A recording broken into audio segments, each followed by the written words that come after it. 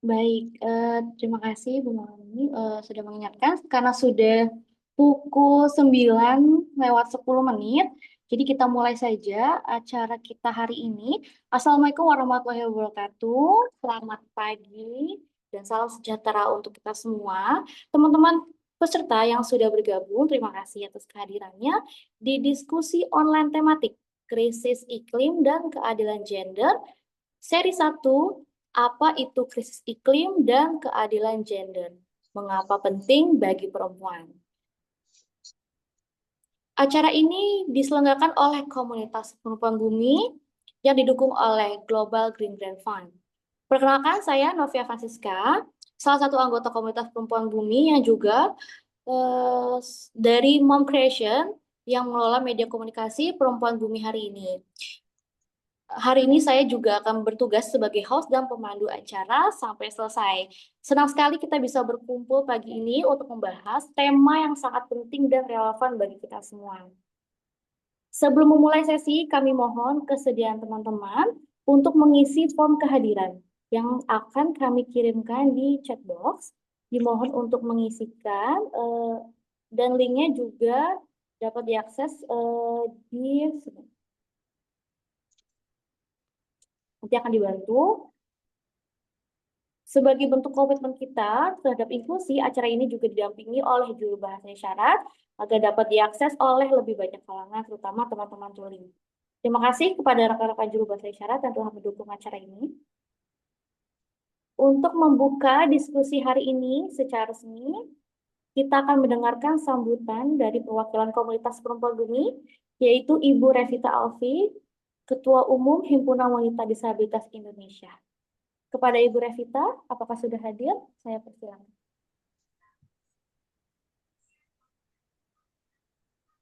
Selamat pagi semuanya.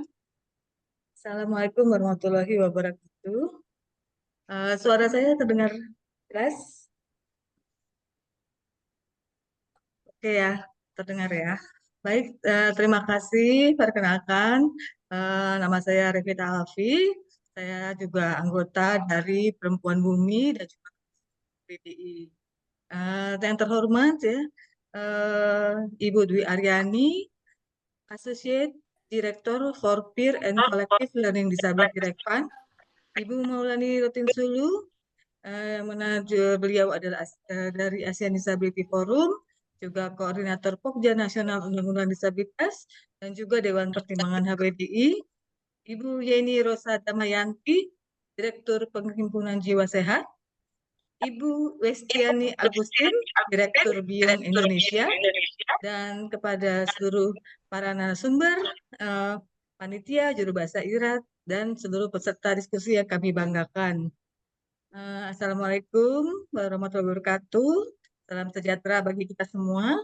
Om Swastiastu, Namo Buddhaya, salam kebajikan, salam inklusif dan keadilan iklim.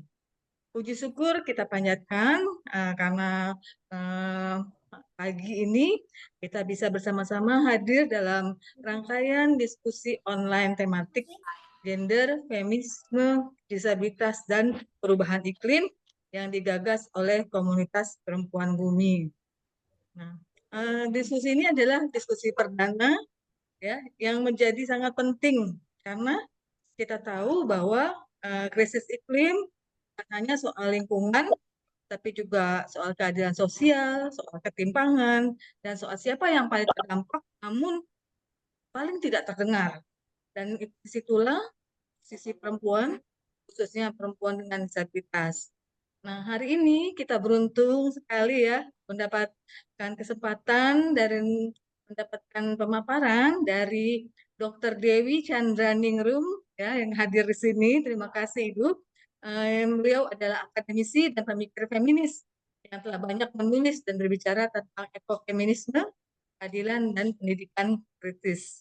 Nah, diskusi ini akan juga dipandu oleh moderator kita yang nggak asing lagi, Ibu Maulani Sulu. Ya, dan juga saya sampaikan bahwa di sini perempuan bumi lahir sebagai gerakan sosial di masa pandemi ya waktu itu ya, ketika kami melihat kebutuhan mendesak untuk memastikan hak-hak dasar perempuan, termasuk perempuan dan dengan disabilitas, tetap terpenuhi, dan kami bergerak bersama dalam solidaritas dari memproduksi pembalut kain ramah lingkungan hingga membantu ruang belajar seperti pagi ini.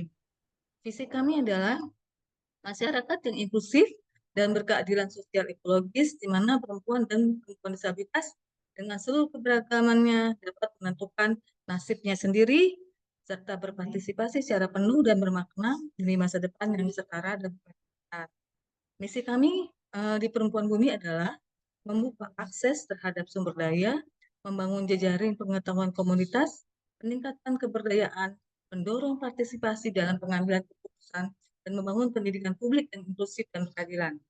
Nilai-nilai dari Perempuan Bumi yang kami junjung tinggi ini antara lain adalah kolaborasi, solidaritas, adaptasi, resiliensi, interseksionalitas, hak asasi manusia, transparansi, kesetaraan gender dan disabilitas, serta keberpihakan pada prinsip-prinsip ekofeminisme.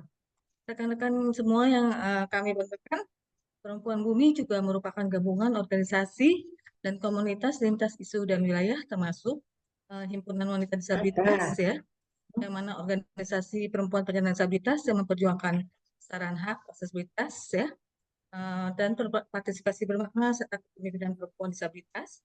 Dan ada juga dari Perhimpunan Jiwa Sehat, di mana organisasi penyandang disabilitas sosial pertama di Indonesia, dan juga ada dari Biung Indonesia, di mana gerakan keadilan, ya, menstruasi berbasis komunitas melalui inisiatif Women Helping Women for Menstrual Justice, ya, dan juga dari Empu, yang mana komunitas pemberdayaan perempuan berbasis ekonomi, budaya, dan lingkungan yang melalui pengrajin kain tenun alami, pembuat jamu tradisional, dan pelaku usaha pembaut kain. Kami juga ingin menyoroti kegiatan yang telah dilaksanakan di Papua Pegunungan sebelum ini, ya, Perempuan Bumi, di mana salah satu wilayah, ya, di Papua Pegunungan Wamena yang paling terdampak oleh ketimpangan akses dan risiko iklim. Dan bersama Perempuan Bumi kami menyelenggarakan pelatihan produksi pembalut kain ramah lingkungan oleh dan untuk perempuan disabilitas, menyalurkan bantuan pembalut kain ke perempuan disabilitas di Papua Pegunungan Wamena, serta mendampingi kelompok perempuan disabilitas dalam membangun usaha berbasis lingkungan secara kolektif. Nah, kegiatan ini tidak hanya memperkuat pertahanan komunitas, tapi juga memberikan peluang bagi perempuan dengan disabilitas di Papua Pegunungan untuk mengambil peran pemimpinan gerakan berbasis lokal dan kontekstual. Dan terakhir kata, ya, kami juga menyampaikan terima kasih kepada Global Greenland Fund atau GGF atas dukungan yang luar biasa terhadap upaya-upaya akar rumput yang berpihak pada keadilan lingkungan dan hak kelompok terpinggirkan. Nah, untuk itu, melalui diskusi ini, kita akan belajar bersama, namun kita juga membangun solidaritas lintas gerakan. Kita ingin perempuan, termasuk perempuan muda, perempuan adat, dan perempuan dengan disabilitas tidak hanya dilibatkan, tapi memimpin perubahan. Semoga diskusi ini menjadi awal dari aksi-aksi yang lebih kuat, terkoordinasi, dan berpihak kepada mereka yang selama ini dilupakan dalam narasi besar perubahan iklim. Terima kasih. Wassalamualaikum warahmatullahi wabarakatuh. Salam hormat dan solidaritas. Saya kembalikan kepada moderator. Terima kasih.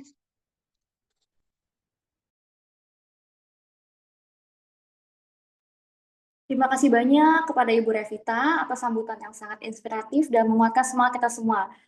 Nah, sudah disebutkan juga bahwa ini adalah diskusi perdana dari Perempuan Bumi. Perlu disampaikan juga bahwa diskusi online tematik krisis iklim dan keadilan gender ini merupakan diskusi series. Ya, jadi akan ada 4 seri yang akan menjadi rangkaian diskusi online tematik kita. Diskusi seri 1 dilaksanakan hari ini, lalu akan ada 3 seri selanjutnya di setiap minggunya. Jadi teman-teman jangan lupa untuk pastikan untuk stay tune di Instagramnya Perempuan Bumi karena jadwalnya akan disebarkan di situ.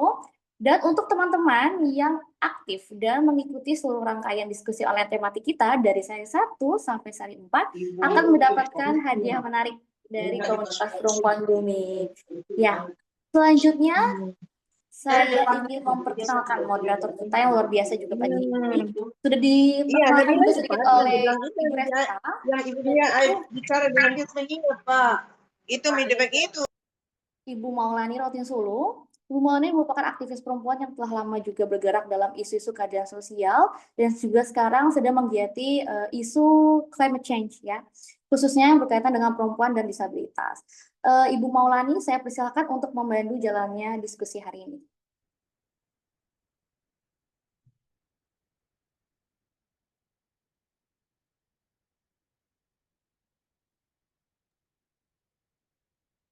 Selamat pagi, Bapak Ibu sekalian. Assalamualaikum warahmatullahi wabarakatuh. Salam sejahtera, Om Swastiastu, Namo Buddhaya, salam kebajikan. Senang sekali bertemu kembali dengan teman-teman lama dan kemudian saya juga melihat banyak teman-teman baru ya yang bergabung di dalam diskusi ini. Hari ini kita akan dipandu oleh satu orang ahli terkait dengan isu keadilan iklim. Dan kemudian seperti tematik yang kita angkat hari ini, kenapa penting perempuan, khususnya perempuan disabilitas ya, paham terkait dengan isu-isu keadilan iklim. Karena ketika kita bicara tentang iklim yang kemudian adalah salah satu bagian dari bumi dan kita adalah penduduk bumi juga, termasuk perempuan disabilitas, kita wajib tahu terkait dengan apa yang sedang terjadi. Kenapa isu keadilan iklim ini menjadi fenomenal gitu ya? Apakah kita ada di dalamnya atau tidak begitu ya? Apakah kita diperhitungkan atau tidak? Nah, hari ini kita akan dikawal diskusi kita oleh ahli spesialis terkait dengan keadilan iklim dan ekofeminisme, Dr. Dewi Chandaningrum. Beliau adalah aktivis perempuan dan seniman loh, teman-teman. Bayangkan ini keren banget nih Mbak Dewi ya.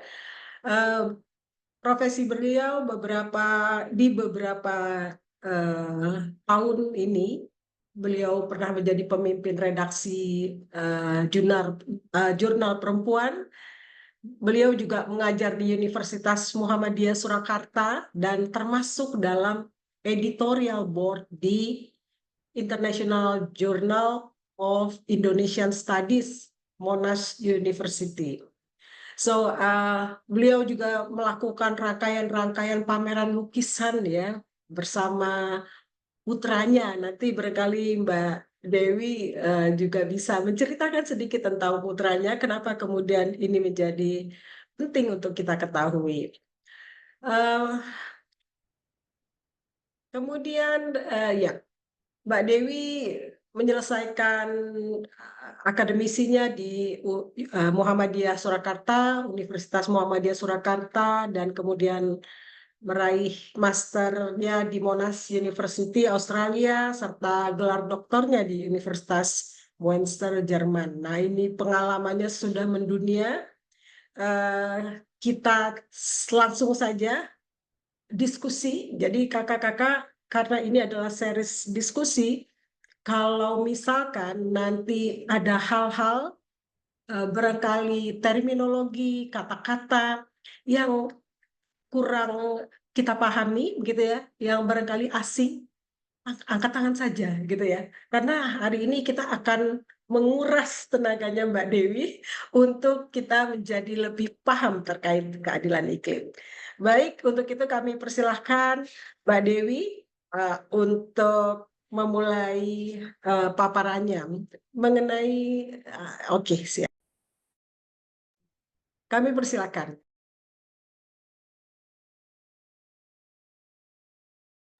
Baik, matur nuwun. Terima kasih Mama Laweni dan kawan-kawan HWDI, kawan-kawan perempuan bumi. Matur nuwun Mbak Winda ya udah bantu gitu. Saya juga tadi belajar apa ini bahasa-bahasa isyarat dari Mbak Lea juga. Thank you so much. Tadi juga udah dipesenin Mbak Lea buat lebih pelan gitu ya. Baik. eh saya nggak tahu apakah saya share PPT sendiri atau dari kawan-kawan. Saya juga bisa share.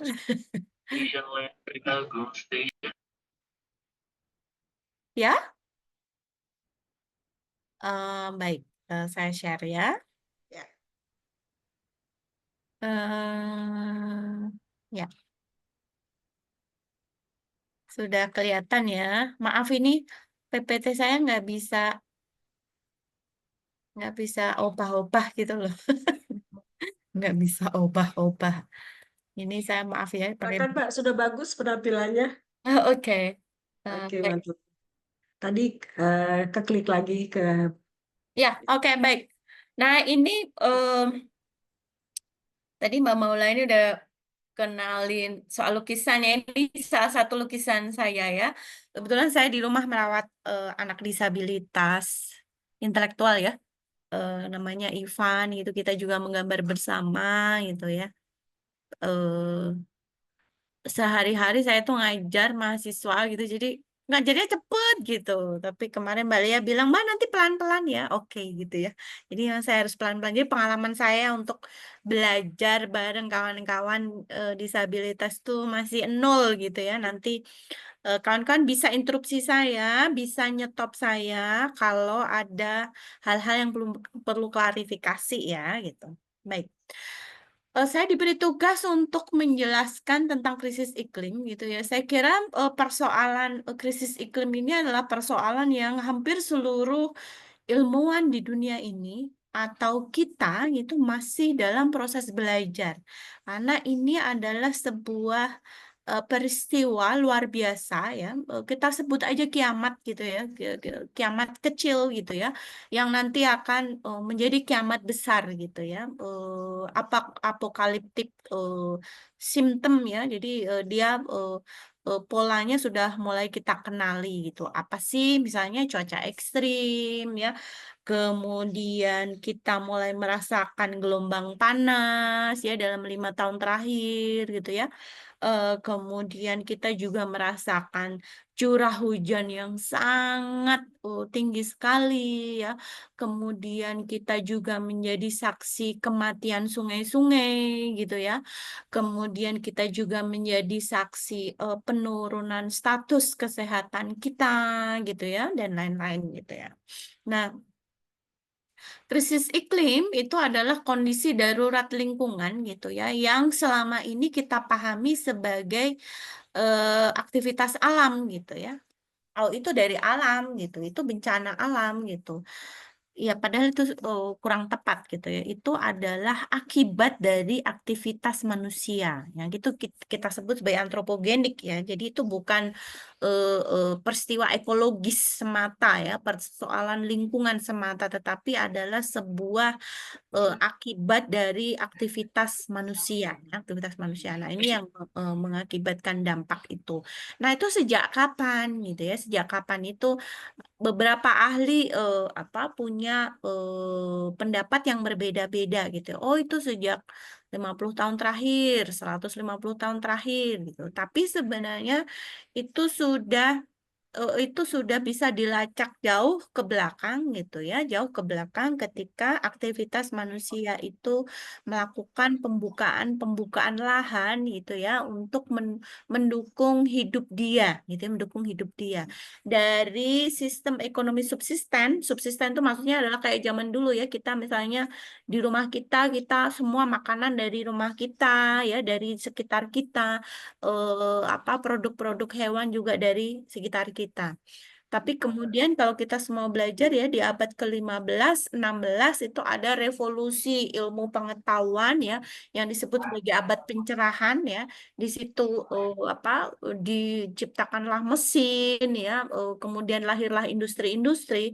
Nah, sejak saat itulah jejak karbon di langit kita itu semakin bertambah itu. Nah, siapa sih siapa sih yang memformulasikan kata siapa sih yang memformulasikan kata perubahan iklim gitu ya? Pertama-tama itu adalah eh, apa Humboldt ya. Eh, apa Humboldt itu adalah nama universitas di Berlin ya. Jadi dia adalah seorang peneliti ya dari Jerman. Pada waktu itu dia melakukan perjalanan ke pegunungan Andes di Amerika Latin ya, Humboldt.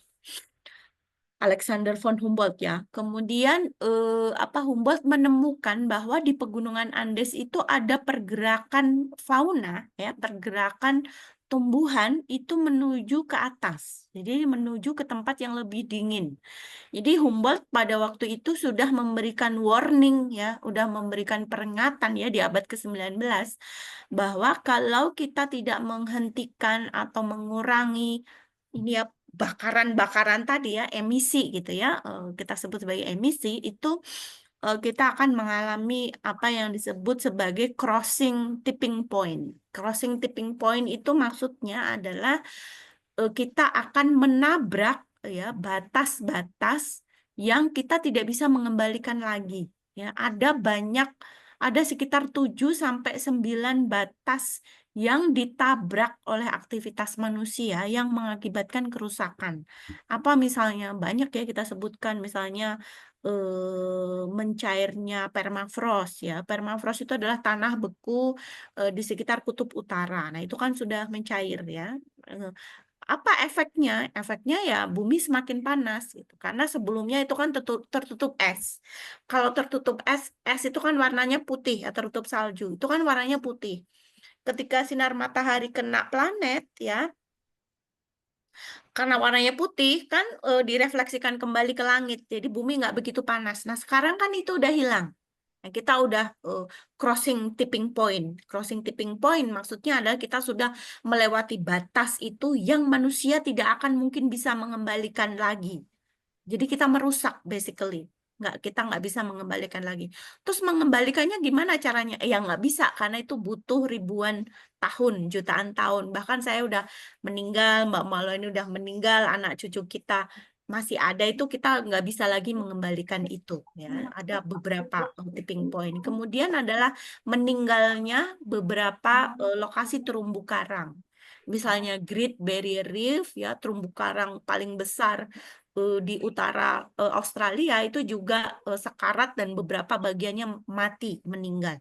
Kenapa kematian terumbu karang itu terkait dengan manusia ya? Karena ketahanan pangan ya yang berasal dari laut juga akan menurun gitu. Nah, kemudian krisis iklim ya kalau kita balik lagi ke slide ya, krisis iklim tuh mengakibatkan apa sih? Suhu bumi ya, suhu buminya meningkat ya. Kemudian cuaca tidak menentu gitu ya. Kita udah mengalami itu. Contohnya apa? Contohnya adalah misalnya curah hujan kita sekarang yang sebelumnya itu misalnya di Eropa itu di bawah 200 ml itu bisa 800 ml. Contohnya misalnya banjir di Valencia. Valencia itu di pantai timur pantai selatan ya Spanyol. Jadi hujan yang harusnya turun dalam 1 tahun itu turun dalam waktu 8 jam. Otomatis kota itu tersapu. Dan itu juga terjadi di Indonesia gitu ya. Hujan yang seharusnya turun dalam waktu 6 bulan itu turun dalam waktu sebulan atau 1 minggu gitu dan itu mengakibatkan banjir. Nah, itu kan. Jadi krisis iklim ini adalah terganggunya sistem hidrologi planet bumi. Jadi sistem hidrologi kita, sistem air ya, sirkulasi air di bumi kita ini di planet kita ini mengalami disrupsi, mengalami kerusakan karena kita mengubah itu, Nah, di Indonesia sendiri apa itu? Banyak sekali ya penyebabnya, misalnya hilangnya tutupan hutan ya untuk sawit, untuk proyek tambang, untuk proyek infrastruktur gitu ya. Ada banyak kita sebutkan itu. Nah, beberapa tahun yang lalu itu diperkenalkan ya terminologi ini ke publik ya, tetapi belum begitu punya perhatian gitu. Misalnya kita menerbitkan series ya buku seri ekofeminisme ini setiap tahun kita terbit gitu ya sejak tahun 2010 ya ini lukisan saya kebetulan nggak ada yang peduli ya pada waktu itu kita akan punya problem lingkungan kan ada yang nggak yang peduli pada 15 tahun yang lalu ya tetapi 5 tahun sekarang mau nggak mau gitu mau nggak mau karena kita mengalami itu ya. Kemudian yang paling mengerikan lagi adalah selama 2-3 tahun terakhir ya, saya masih ingat sekali di tahun 2023 ya, kita mengalami gelombang panas pertama ya di Indonesia gitu. Sementara sebelumnya 2-3 tahun sebelumnya di India, di Eropa udah merasakan itu. Dan jutaan mati ya meninggal karena gelombang panas gitu ya. Jadi kita merasakan misalnya suhu 32 terasa 38 misalnya, suhu 36 terasa 45 gitu. Jadi dulu kejadian-kejadian ini hanya terjadi sekali dalam 10 tahun atau sekali dalam 20 tahun. Tetapi sekarang kita akan merasakan itu tiap tahun. Frekuensinya semakin bertambah. Jadi semakin bertambah. Jadi kita pusing ya, kepala kita pusing karena planet kita rusak gitu ya. Cuaca juga rusak gitu. Nah, ini bencana yang tercatat di BNPB ya, tetapi ini yang tercatat ya. Bagaimana dengan yang tidak tercatat? Jadi fakta bencana itu adalah fakta gunung es juga gitu ya, nggak kelihatan. Yang bawahnya banyak, yang kelihatan cuma atasnya saja gitu ya. Nah, ini juga dari catatan formal pemerintah ini juga apa ya? Tidak sesedikit ini ya, banyak gitu ya. Jadi ada kenaikan sampai ribuan. Jadi kenaikan jumlah bencana di Indonesia itu kurvanya itu kalau ini berdiri kurvanya gini ya, karena krisis iklim. Harusnya kan kurvanya gini ya, stabil gitu ya. Kurvanya seperti ini. Jadi Mohon krisis izin iklim Mbak itu Dewi, ya. mohon izin Mbak Dewi kalau bisa dibacakan karena barangkali ada teman-teman dari disabilitas netra yang belum sempat mengakses Oke, apa ya yang baik. tertulis di Fakta Ya, Bencana Iklim Indonesia. ya. Silakan Mbak. Baik. Thank you. Baik, jadi BNPB tahun 2023 itu mencatat kurang lebih 3.000 kejadian bencana di Indonesia. Tapi pencatatan 3.000 kenaikan bencana, 3.000 fakta bencana di Indonesia itu yang tercatat saja gitu. Yang nggak tercatat lebih banyak lagi gitu kan. Nah, kalau di Indonesia bencana yang paling banyak adalah bencana yang terkait air gitu ya. Ada banjir, ada longsor gitu, ada kekeringan gitu ya. Sementara emisi karbon kita juga nggak turun-turun ya, naik terus sampai 30% terus sejak tahun 2000 sampai sekarang dan terus terjadi kenaikan gitu ya.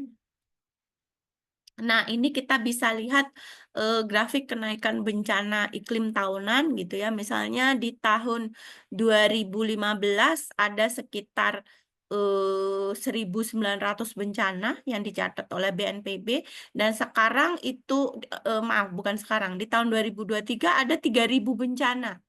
Jadi naiknya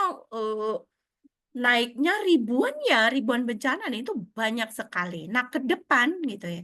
Sekarang kan kita tiap tahun bilang ini adalah suhu terpanas gitu ya. Nanti tahun berikutnya kita akan bilang terpanas adalah tahun ini. Tahun berikutnya adalah kita akan bilang terpanas adalah tahun ini gitu. Karena sampai dengan sekarang semua negara gagal menurunkan suhu bumi ya, gagal menurunkan suhu bumi.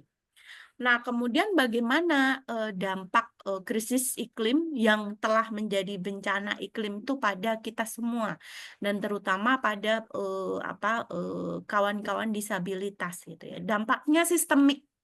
Jadi dampaknya nggak hanya satu bencana alam gitu, tapi dampaknya sistemik apa saja itu. Misalnya ketahanan pangan menurun gitu ya, krisis gizi, kelaparan ya. Kemudian ketahanan air juga menurun gitu ya. Kemudian kesehatan manusia juga menurun gitu ya. Kemudian juga ketahanan planet ini itu juga menurun gitu ya. Kemudian juga adanya keruntuhan ekosistem. Keruntuhan ekosistem itu maksudnya adalah oke, hari ini gajah punah, oke, hari ini harimau punah, oke, hari ini lebah punah karena pestisida, tapi berikutnya yang punah adalah manusia, gitu ya, manusia karena ini tanggung renteng, gitu ya.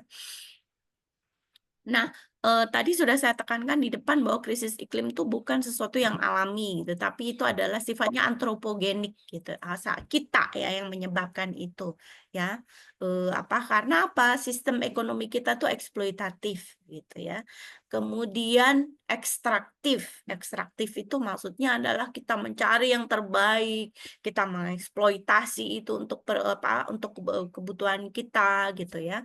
Kemudian adanya juga ketimpangan global gitu, misalnya antara Jakarta, antara Jawa dengan luar Jawa ya. Kemudian isu iklim ini bukan isu teknokrat, bukan isu alam saja, bukan isu bencana alam saja, bukan isu air saja, bukan isu biologis saja, bukan isu geografis saja, tetapi krisis iklim ini adalah isu lintas generasi dan lintas batas negara gitu ya. Jadi misalnya kalau saya nanti sama Mbak Maulani meninggal, sama Mbak Lea meninggal gitu ya, eh, kita tidak bisa disebut sebagai leluhur yang baik gitu ya.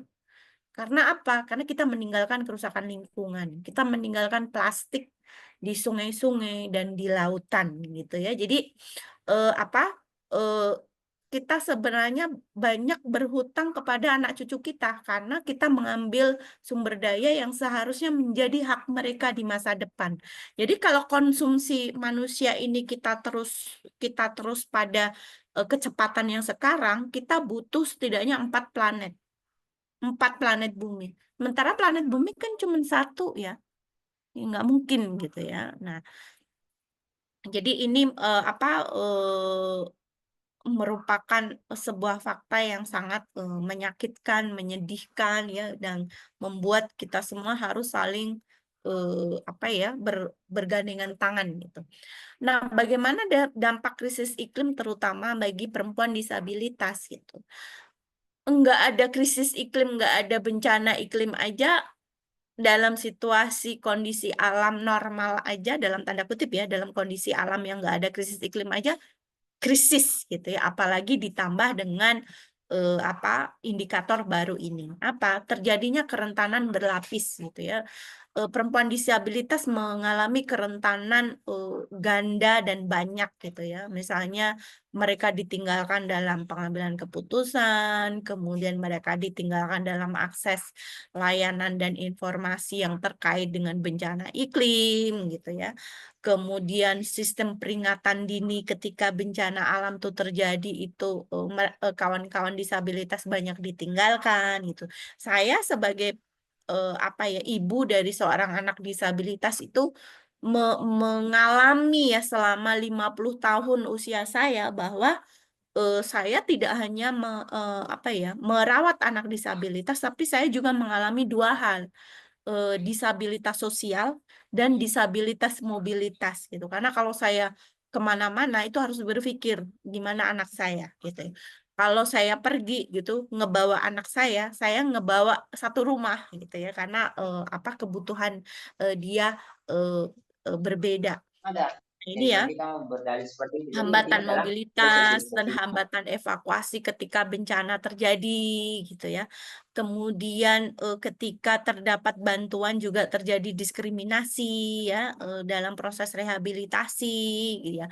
Kemudian risiko ketika kita berada misalnya di tempat pengungsian juga mengalami eksploitasi yang meningkat ya.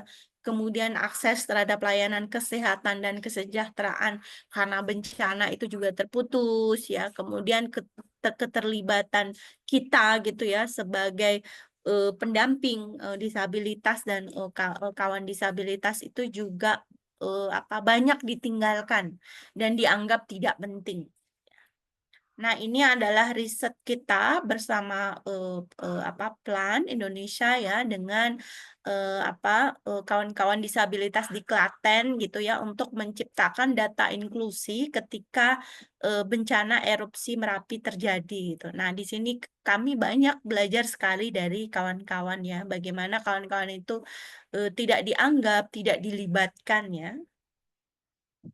Nah, sekarang kita lihat fakta perempuan disabilitas di pusaran bencana iklim. Nanti data saya mungkin, silahkan Kak Rusli. Kak Rusli raise hand atau kepencet? Kayaknya kepencet ya. Nanti bisa dikoreksi ya, mungkin data saya kurang up to date ya. Misalnya ada berapa perempuan disabilitas sih yang dicatat oleh BPJS selama ini ya. Misalnya 7 juta lebih gitu ya di daerah rawan ya. Kemudian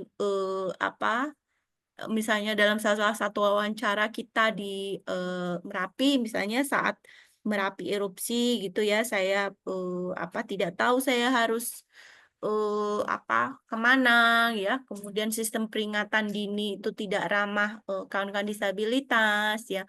Kemudian informasi itu tidak tersedia dalam braille, bahasa isyarat dan simbol visual gitu ya. Kemudian ketika evakuasi itu juga justru terjadi eksklusi gitu karena ditinggalkan, karena diabaikan ya. Kemudian bantuan juga tidak setara gitu. Nah, perempuan disabilitas dan kawan-kawan disabilitas secara umum itu eh, selama ini ya kita akui tidak terlihat ya di dalam kebijakan, tidak terlihat di dalam kebijakan. Padahal undang-undang kita menjamin itu ya. Nah, ini adalah dasar hukumnya. Ada beberapa undang-undang yang menjamin hak-hak penyandang disabilitas ya dalam situasi darurat dan bencana, kemudian dalam penanggulangan bencana, kemudian dalam perlindungan dan pengelolaan lingkungan hidup ya, kemudian dalam layanan penyandang disabilitas, kemudian dalam strategi nasional pengarusutamaan gender, kemudian dalam perlindungan setara bagi disabilitas. Nah, kemudian lembaga yang terkait dengan ini adalah ada BNPB ya, kemudian Kemensos, kemudian KPPA, KLHK, dan juga kita semua ya saya kira gitu ya. Nah, keadilan iklim bagi perempuan disabilitas itu artinya apa? Memastikan perempuan disabilitas, kawan-kawan disabilitas dilibatkan dalam pengambilan keputusan yang terkait iklim, kebijakan iklim. Sekarang di mana-mana tuh orang rapat soal iklim gitu, tapi kawan-kawan disabilitas nggak diajakin gitu. Kemudian pengakuan atas hak informasi, mobilitas dan perlindungan, gitu ya. Kemudian pendekatan komunitas dan lokal sebagai basis adaptasi, gitu ya. Saya masih ingat sekali ketika melakukan riset dengan HIVOS, gitu ya, dengan kawan-kawan disabilitas netra pada waktu itu dan rungu pada saat itu, bagaimana ketika COVID itu seluruh yang dikampanyekan oleh pemerintah itu tidak ramah pada mereka, dan bagaimana larangan untuk bepergian secara bersama itu juga sebenarnya bias disabilitas itu. Anak saya nggak mungkin bisa pergi sendiri gitu ya, dia harus didampingi oleh pendamping. Sementara pada saat itu peraturan lockdown ketika COVID itu nggak memperbolehkan. Nah, ini kan lucu sekali gitu. Kemudian misalnya kasus gempa di Lombok gitu ya dan lain-lain. Nanti saya kira kawan-kawan dari masing-masing provinsi atau kabupaten bisa menceritakan ya bagaimana proses itu di sana. Karena tentu kawan-kawan adalah ahli di lokasi masing-masing. Nah, ini riset kita di Klaten ketika membuat data inklusi ya untuk mitigasi yang respons bencana Merapi gitu ya. Nah, ini adalah angka ya dari BPS ya, total penyandang disabilitas itu nanti pasti ini juga banyak-banyak salahnya ini karena nggak up to date ya. Kemudian usia kerja ya, kemudian kekerasan berbasis gender itu yang tercatat aja itu 105 ya, naik dari 72. Tapi saya tidak percaya pada angka ini karena banyak sekali kekerasan berbasis gender yang belum tercatat ya. Nah, jadi krisis iklim, bencana iklim adalah krisis keadilan sosial gitu ya. Maka dari itu kita perlu mendekatinya dengan inklusif ya, dan tentu saja ramah disabilitas gitu ya, dan harus diakui, dia diakui tidak hanya sebagai korban gitu, tetapi juga sebagai agen perubahan. Saya kira cukup sekian Mbak Maulani dan kawan-kawan, kita berdiskusi. Tidak melulu saya bisa menjawab semua, nanti kawan-kawan bisa menjawab juga ya, karena banyak data-data saya juga tidak reliable dan tidak kredibel. Nanti kawan-kawan akan menjadi sumber yang jauh lebih baik. Terima kasih. Wassalamualaikum warahmatullahi wabarakatuh. Waalaikumsalam. Terima kasih banyak, wah luar biasa nih Mbak Dewi. Saya sendiri langsung terbuka pemahamannya dan mencoba mengkonekkan antara disabilitas dan ketidakadilan iklim itu seperti apa. Bahkan kita sendiri barangkali juga para penyandang disabilitas bisa jadi ininya ya, kontributor kepada ketidakadilan iklim ya.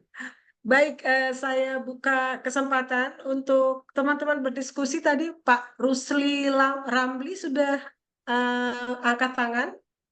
Apakah mau menyampaikan sesuatu, Pak Rusli Ramli?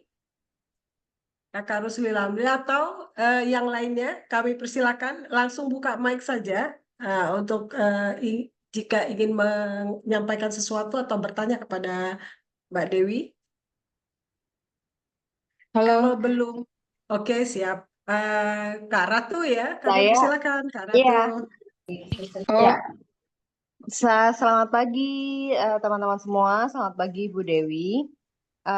Mohon maaf jika saya mengambil kesempatan duluan. Ini saya mohon maaf karena saya sendiri sebenarnya bukan saya non disabilitas, cuma saya tertarik sekali dengan tema ini. Nah, yang jadi pertanyaan saya adalah kan namanya krisis iklim ini kan sistemik ya. Ada yang ini, ada yang, nah terima kasih. Kan sistemik dan termasuk sebenarnya penanganannya itu juga yang pegang itu adalah pemangku kepentingan. Dan pertanyaan saya sebenarnya langkah-langkah seperti apa yang bisa kita lakukan secara individu untuk mengadvokasikan pentingnya mungkin termasuk gender budgeting, disabled people budgeting itu ke segala hal terkait mitigasi atau penanganan krisis iklim seperti itu. Apalagi kan sebenarnya apalagi ibu yang memiliki anak disabilitas seperti itu tampaknya masih susah sekali untuk kita maju mengadvokasi karena ya kita udah time consuming banget kan mengurus anak disabilitas itu. Nah, sebenarnya step-step yang bagaimana yang bisa kita gunakan, kita lakukan untuk bisa mengadvokasi terkait hal ini. Itu saja, terima kasih. Terima kasih Mbak Ratu. Karena ini diskusi, kita akan langsung ke Mbak Dewi dulu ya. Teman-teman, harap bersabar yang akan bertanya selanjutnya. Kami persilakan Mbak Dewi. Baik, terima kasih udah terdengar ya. Baik, saya kira untuk langkah individual ya, benar tadi kata Kak Ratu ya, bahwa itu adalah hal yang sistemik gitu.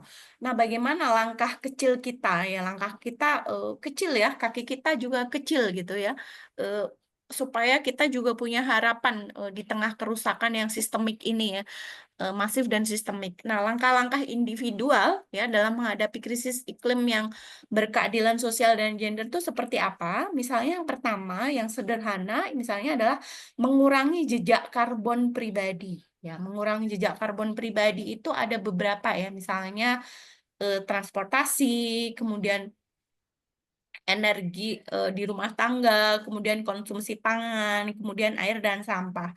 Sederhananya gini, kalau saya makan ikan salmon sekarang gitu ya, dibanding sama saya makan ikan lele, ya jejak karbonnya lebih banyak ikan salmon. Kenapa? Karena ikan salmon diimpor dari Norwegia misalnya, diimpor dari New Zealand misalnya. Itu kan jejak karbonnya banyak sekali kan. Jadi dia harus ditangkap, dimasukkan kulkas, dikapalkan, dari dikapalkan dia masuk supermarket, dari supermarket dia masuk restoran, dari masuk restoran masuk ke mulut kita. Itu energinya kan besar sekali. Nah, kalau makan ikan lele, ngambil di belakang rumah, nggak ada jejak karbonnya karena ngambilnya jalan kaki gitu ya, atau ngambilnya dari pasar gitu ya, kita mungkin naik motor gitu ya, jejak karbonnya lebih sedikit. Nah, ini bagaimana ini terkait dengan sistem ekonomi global itu juga sangat mengerikan gitu. Misalnya jejak karbon satu orang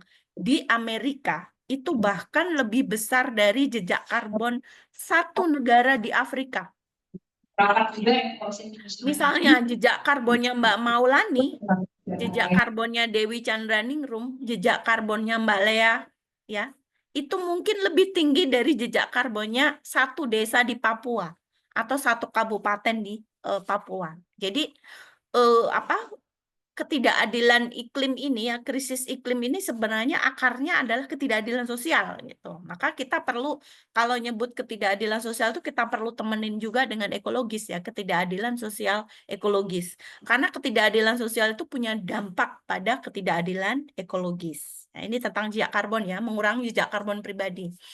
Kemudian yang berikutnya, langkah individual yang berikutnya adalah mendukung dan membeli produk berkelanjutan. Jadi misalnya saya nggak perlu menggarami lautan ya, kita sudah pinter dan pandai membeli dari teman kita, dari UMKM ya. Kemudian kita juga sudah mulai belajar beli-beli segala sesuatu yang bekas gitu ya, misalnya baju bekas ya, sepatu bekas, tas bekas gitu, karena kita menyadari pembuatan produk-produk baru itu membutuhkan banyak energi, banyak air gitu ya, banyak sumber daya alam gitu. Sementara alamnya udah teriak-teriak nggak kuat gitu ya. Kemudian yang ketiga adalah aktivisme warga dan pendidikan iklim. Nah, apa yang kita lakukan itu ya sekarang gitu ya. Yang kita lakukan itu adalah sekarang kita kita berkumpul bersama, kita belajar, saya belajar dari kawan-kawan gitu ya. Kemudian kita belajar dari riset-riset sebelumnya ya. Kemudian kita juga mempromosikan dan mengkampanyekan itu. Itu kan sebuah aktivisme iklim. Itu adalah sebuah aktivisme warga yang perlu kita terus dukung ya, dan ini dibutuhkan. Kemudian kita perlu juga menerapkan aksi-aksi iklim yang sensitif gender ya, tidak hanya ketika kita menuntut pada negara, tapi juga dari rumah kita sendiri, kemudian dari komunitas gitu. Misalnya saya pribadi misalnya karena anak saya disabilitas ya, disabilitas intelektual, itu saya menguliahkan ponakan-ponakan saya misalnya ini ya, misalnya ya, untuk S2, untuk S3. Kenapa? Karena eh, anak-anak perempuan tuh juga berhak pendidikan tinggi gitu ya, juga berhak pendidikan tinggi, dan kita perlu mendukung itu ya. Kemudian yang berikutnya adalah kita juga perlu mendukung atau menuntut gender budgeting dalam kebijakan iklim gitu. Apa sih gender budgeting? Gender budgeting itu adalah praktik penganggaran publik atau praktik yang terkait dengan uang yang mempertimbangkan perbedaan kebutuhan, peran, dan dampak anggaran bagi semua jenis gender dan terutama kawan-kawan disabilitas gitu. Misalnya, apa sih langkah yang diambil? Misalnya transparansi dalam anggaran iklim, ya baik di desa, di sekolah, di tempat kerja. Kemudian juga mendorong alokasi dana, ya itu untuk yang ramah pada kawan-kawan yang direntankan struktur. Saya sih nggak percaya ya bahwa kita rentan. Saya itu sebagai ibu tuh malah 1000 kali lipat lebih kuat daripada ibu-ibu biasa gitu, karena saya merawat seorang anak disabilitas gitu ya. Jadi direntankan oleh struktur. Jadi kawan-kawan tuh nggak rentan. Kawan-kawan itu 1000 kali lipat lebih kuat, lebih strong bahkan dari orang-orang yang disebut sebagai normal gitu. Karena kita tuh 1000 kali lipat bekerja lebih keras gitu. Jadi kita itu direntankan oleh struktur ya. Jadi kawan-kawan nggak rentan. Kemudian kita perlu juga mengadopsi konsumsi dan gaya hidup yang berbasis etika ekologis gitu ya. Jadi ketika kita membeli sesuatu kita bertanya lagi apakah aku butuh ini atau tidak gitu ya. Apakah ini mendesak atau tidak? Apakah alat-alat atau segala sesuatu yang aku miliki masih bisa dipakai atau enggak gitu ya, dan lain-lain. Kemudian mengintegrasikan kurikulum dan pendidikan berbasis gender dan iklim ya dalam semua ranah gitu. Jadi kesimpulannya apa gitu? Krisis iklim itu adalah krisis yang sistemik. Dia adalah krisis keadilan ya yang bersinggungan dengan ketidakadilan gender, ketidakadilan kelas, ketidakadilan ras, ketidakadilan abilitas atau ableism ya, dan ketidakadilan generasi ya, ketidakadilan geografis juga gitu ya. Ketidakadilan geografis contohnya apa? Misalnya kalau di Jogja nggak mungkin dong Sultan Jogja itu menaruh tempat pembuangan sampah akhir itu di dekat keraton, pasti di luar. Kan? Kemudian nggak mungkin juga ya, misalnya pusat pemerintahan di Jakarta itu nambang nikel di sana, nggak mungkin juga gitu. Pasti dia akan cari yang di luar itu, yang dianggap sebagai daerah yang kritis gitu ya. Itu disebut sebagai ketidakadilan geografis gitu ya. Ini saya kira sangat sistemik sekali. Kemudian kita perlu juga membangun aksi-aksi yang berbasis komunitas, berbasis partisipatif dan inklusif, dan kita perlu memastikan ya tidak ada satupun yang ditinggalkan. Saya kira demikian Kak Ratu ya. Nanti kawan-kawan bisa menambahkan sendiri, saya yakin. Thank you. Sorry. Saya Baik, kembali Mbak ke Dewi. ya. Aduh, terima kasih. Ini banyak banget catatan saya juga. Nih pasti teman-teman juga lebih banyak ya. Ini ada di chat, ada pertanyaan dari Yuniarta Kinasi. Bu Dewi, adakan inisiatif lokal wisdom perempuan disabilitas di konteks desa dalam menghadapi perubahan iklim, seperti bencana kekeringan di desa? Lalu inisiatif lokal itu dapat diangkat, diakui untuk menjadi kebijakan adaptasi. Silakan Mbak Dewi. Pertanyaan dari Kak Kayaknya ada Yuniati kan. SP Kinasi. Wah, ini Ya. kawan-kawan SP Kinasi ini tokohnya ini. Wah, Mereka agennya hebat nih. ya. Ya, saya kira Kak Yuniarta ini bisa bahkan memberikan contoh yang lebih baik daripada saya. Baik, inisiatif lokal ya, kawan-kawan disabilitas tuh dalam mengatasi krisis iklim dari tingkat desa itu bagaimana sih gitu ya? Saya kira banyak sekali ya. Contohnya misalnya memelihara benih lokal gitu ya, yang tahan kekeringan misalnya. Benih-benih ini kita bisa belajar dari Kartini Kendeng ya, dari Ibu-ibu Kendeng. Kemudian ada yang menerapkan metode hemat air di kebun rumah, misalnya lewat permaculture. Permaculture tuh bahasa Inggris ya, tapi kalau bahasa Indonesia mungkin tumpang sari gitu ya. Cuman di tumpang sari itu kalau di permaculture juga memasukkan unsur satwa gitu. Jadi misalnya udah tumpang sari tanamannya, terus ada hewannya, misalnya ada ayamnya, ada entoknya, ada bebeknya gitu. Karena kalau permaculture itu menyeluruh gitu ya, nggak cuman tumbuhan gitu ya, tapi juga satwa gitu juga, tapi juga hewan gitu ya. Kemudian juga mengembangkan sistem informasi komunitas melalui jaringan sosial, misalnya WhatsApp group gitu ya. Jadi kita bisa memaksimalkan WhatsApp group gitu, misalnya untuk menyebarkan informasi-informasi yang terkait dengan keadilan iklim gitu ya. Misalnya kalau kawan-kawan bisa cerita nanti ya, harusnya nih kawan-kawan yang cerita nih, adaptasi pangan lokal gitu, misalnya perempuan tuli di Gunung Kidul mengembangkan tanam singkong ketika kekeringan ya dengan metode tumpang sari ya, kemudian mengembangkan kawan-kawan netra di Klaten membangun pesan lewat digital gitu ya untuk mengabarkan tentang sumber-sumber air yang mengering gitu ya. Kemudian juga misalnya kawan-kawan di Lombok gitu ya mengembangkan pengumpulan air hujan gitu ya. Kemudian kebijakan PRB-nya misalnya menggunakan Participatory Rural Appraisal atau PRA. Maksudnya apa sih Participatory Rural Appraisal? Maksudnya atau PRA itu adalah partisipasi seluruh warga desa gitu ya untuk melakukan pemetaan, melakukan dokumentasi gitu ya terhadap misalnya sumber-sumber air, kemudian benih ya, kemudian keragaman ekosistem di situ gitu ya. Terus kenapa dokumentasi itu penting? Karena via dokumentasi itu kita bisa mengambil langkah-langkah yang lebih baik ya, lebih baik. Selama ini kebijakan-kebijakan itu dibangun secara serampangan karena dokumentasinya buruk gitu. Jadi jangan pernah mengabaikan dokumentasi.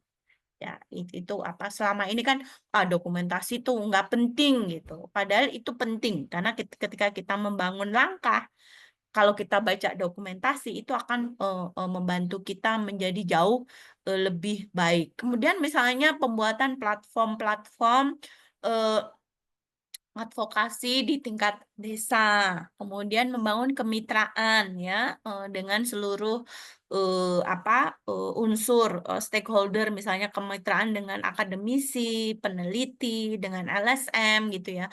Kemudian kebijakan inklusi dalam gender budgeting untuk dana desa yang terkait bencana iklim gitu ya. Jadi apa yang saya ketahui itu masih terlalu sedikit gitu ya dibanding dengan teman-teman. Mungkin Mbak Maulani bisa memberikan kesempatan pada kawan-kawan untuk cerita gitu ya, nggak cuma saya yang cerita. Nah, silakan. Baik, Mas Ziko nih. Silakan Mas Ziko. Cerita dulu ya Mas Ziko. Mbak Dewi katanya minta teman-teman cerita. Kami persilakan. Silakan Kak Ziko. Ya, terima kasih banyak Mbak Dewi, Mbak Oh, Diani. sorry. Sebenarnya Kak tadi Ziko ya. pertanyaan dari siapa namanya Mbak Yuniarti yang di chat itu juga sebenarnya yang saya mau tanyakan sama tadi Mbak Dewi kayaknya juga sudah menjelaskan cara untuk menggali pengetahuan-pengetahuan lokal yang dimiliki oleh kawan-kawan perempuan dan termasuk juga disabilitas dalam upaya mitigasi adaptasi perubahan iklim. Nah, kami di Lombok ini agak menemui kesulitan ketika mau menggali terkait dengan upaya-upaya yang selama ini dilakukan oleh perempuan terutama perempuan dan disabilitas berkaitan dengan apa saja pengetahuan lokal mereka dalam menjaga bumi selama ini. Nah, kira-kira selain PRA tadi, Mbak Dewi, ada tidak ya cara yang efektif untuk kita bisa menggali pengetahuan lokal perempuan generasi sebelumnya itu karena pengetahuan-pengetahuan itu kan terputus karena tidak adanya dokumentasi gitu. Itu sih pertanyaan saya Mbak Dewi. Terima kasih banyak.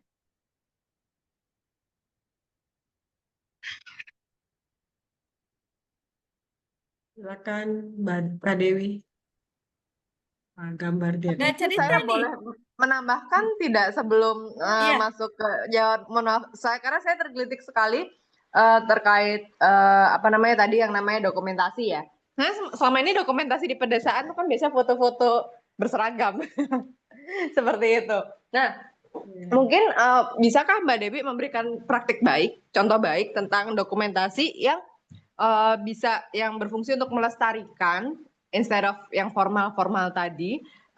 Dan resource-nya mungkin bisa dibagikan, apalagi terutama yang dari women and disabilities perspektif seperti itu Mbak Dewi. Mungkin sudah ada praktik baik yang bisa dibagikan. Terima kasih. Baik. Langsung nih Mbak Maulani. Atau ada yang mau Silakan. cerita lagi? Oh, Kak Sapia mau cerita dulu? Iya, silakan. Saya sudah catat semua tadi. Oke, siap. Baik, Kak Sapia silakan yang sudah angkat tangan. Silakan. Ya, kita kasih waktu, apa namanya? Kita kasih kesempatan teman-teman yang Ya, cerita ya ke kita dulu iya, di Kak Dewi ya. Nanti supaya enak nih Kak Dewi ngerangkumnya dan iya, kemudian iya, meningkatkan pemahaman. Silakan Kak Sapia. Kak silakan. Sapia, oke. Eh, Sepertinya belum. Teman-teman teman-teman lainnya, teman-teman dari komunitas perempuan disabilitas, mana suaranya? Silakan, barangkali ada di sini ada Bu Maria Un dan teman-teman dari Sulawesi ini banyak juga berkecimpung dan Halo, melakukan sesuatu. Assalamualaikum. Waalaikumsalam. Silakan. Oke, saya Sapia TA dari Pasca Aceh. Oke. Ini saya melihat bahwa di daerah, khususnya di daerah Aceh itu banyak, misalnya di daerah Tangse Gempang, dan itu banyak sekali tambang-tambang yang dibuka. Itu salah satu juga efek untuk pemanasan global yang kita lihat sekarang ya. Apalagi di Aceh, uh, sekarang pemanasan global sangat dirasakan oleh masyarakatnya gitu loh, karena mungkin efek dengan illegal logging dengan tambang-tambang yang selama ini dilakukan gitu loh. Artinya selama ini kami juga konsen terhadap pendampingan di komunitas ya. Kita juga bagaimana misalnya mensosialisasi bagaimana ibu-ibu, khususnya ibu-ibu melakukan menanam sayur seperti itu. Terus bisa juga ada yang krisis air bersih karena kondisi sumur, karena pemanasan yang sangat ekstrim, jadi bisa bisa efek ke air kayak gitu. Itu gimana sih solusi yang bagusnya? Nanti mungkin kami dari Pasca juga meminta ke kawan-kawan ada seperti makalah atau bahan-bahan yang harus kita sosialisasikan ke komunitas. Itu. Terima kasih. Assalamualaikum warahmatullahi wabarakatuh. Waalaikumsalam. Kak Dewi, ada satu lagi tangan terangkat. Kak Anila ya. Kami persilakan Kak Anila. Anilia. Ya, Assalamualaikum warahmatullahi wabarakatuh. Waalaikumsalam. Ya, Anilia dari Tangerang Selatan. Ingin bertanya, ini kan yang dibahas tentang pemanasan global sama minyak karbon ya. Lalu bagaimana dengan tanah? Ini banyak petani yang menanam kopi, menanam kelapa sawit, tapi berefek pada imbasnya tanah, kayak tanahnya menjadi asam lah atau asid gitu. Dengan untuk menetralkannya harus melalui abu, pembakaran pohon, pembakaran batang-batang yang ditimbulkannya berimbas pada kebakaran karhutla gitu. Lalu bagaimana cara keadilan yang berkesinambungan antara petani, tanah, dan karhutla itu agar petani kan nggak cuma yang non disabilitas, tapi disabilitas juga ada. Biar mereka mendapatkan keadilan untuk menanam varian tumbuhan baru itu yang menguntungkan, tanpa harus merusak tanah dan merusak iklim karena karhutla itu. Ya, sekian dari saya. Terima kasih. Baik. Masih ada tangan lagi. Gimana Mbak Dewi? Kita sambung terus untuk yang angkat tangan dulu. Iya, silakan. Nggak Boleh. apa-apa, saya udah mencatat. Siap.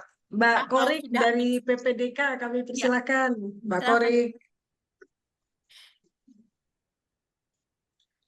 Ya, sebentar. Gini, kalau saya mungkin akan bertanya terkait dengan bagaimana membangun aksi di tingkat komunitas, jadi agar bisa berkontribusi untuk perbaikan iklim, khususnya di kaum miskin kota ya. Di kawan-kawan disabilitas yang berada di kota itu ada pada situasi ketiadaan lahan atau bahkan mungkin kalaupun ada lahan sangat-sangat sempit. Dan itu yang pertama. Yang kedua, gaya hidup lingkungan di perkotaan itu kan lebih individualis dibanding di pedesaan.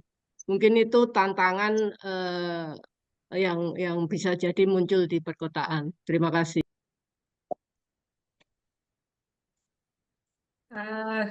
Barangkali kita bisa hand over ke Mbak Dewi dulu.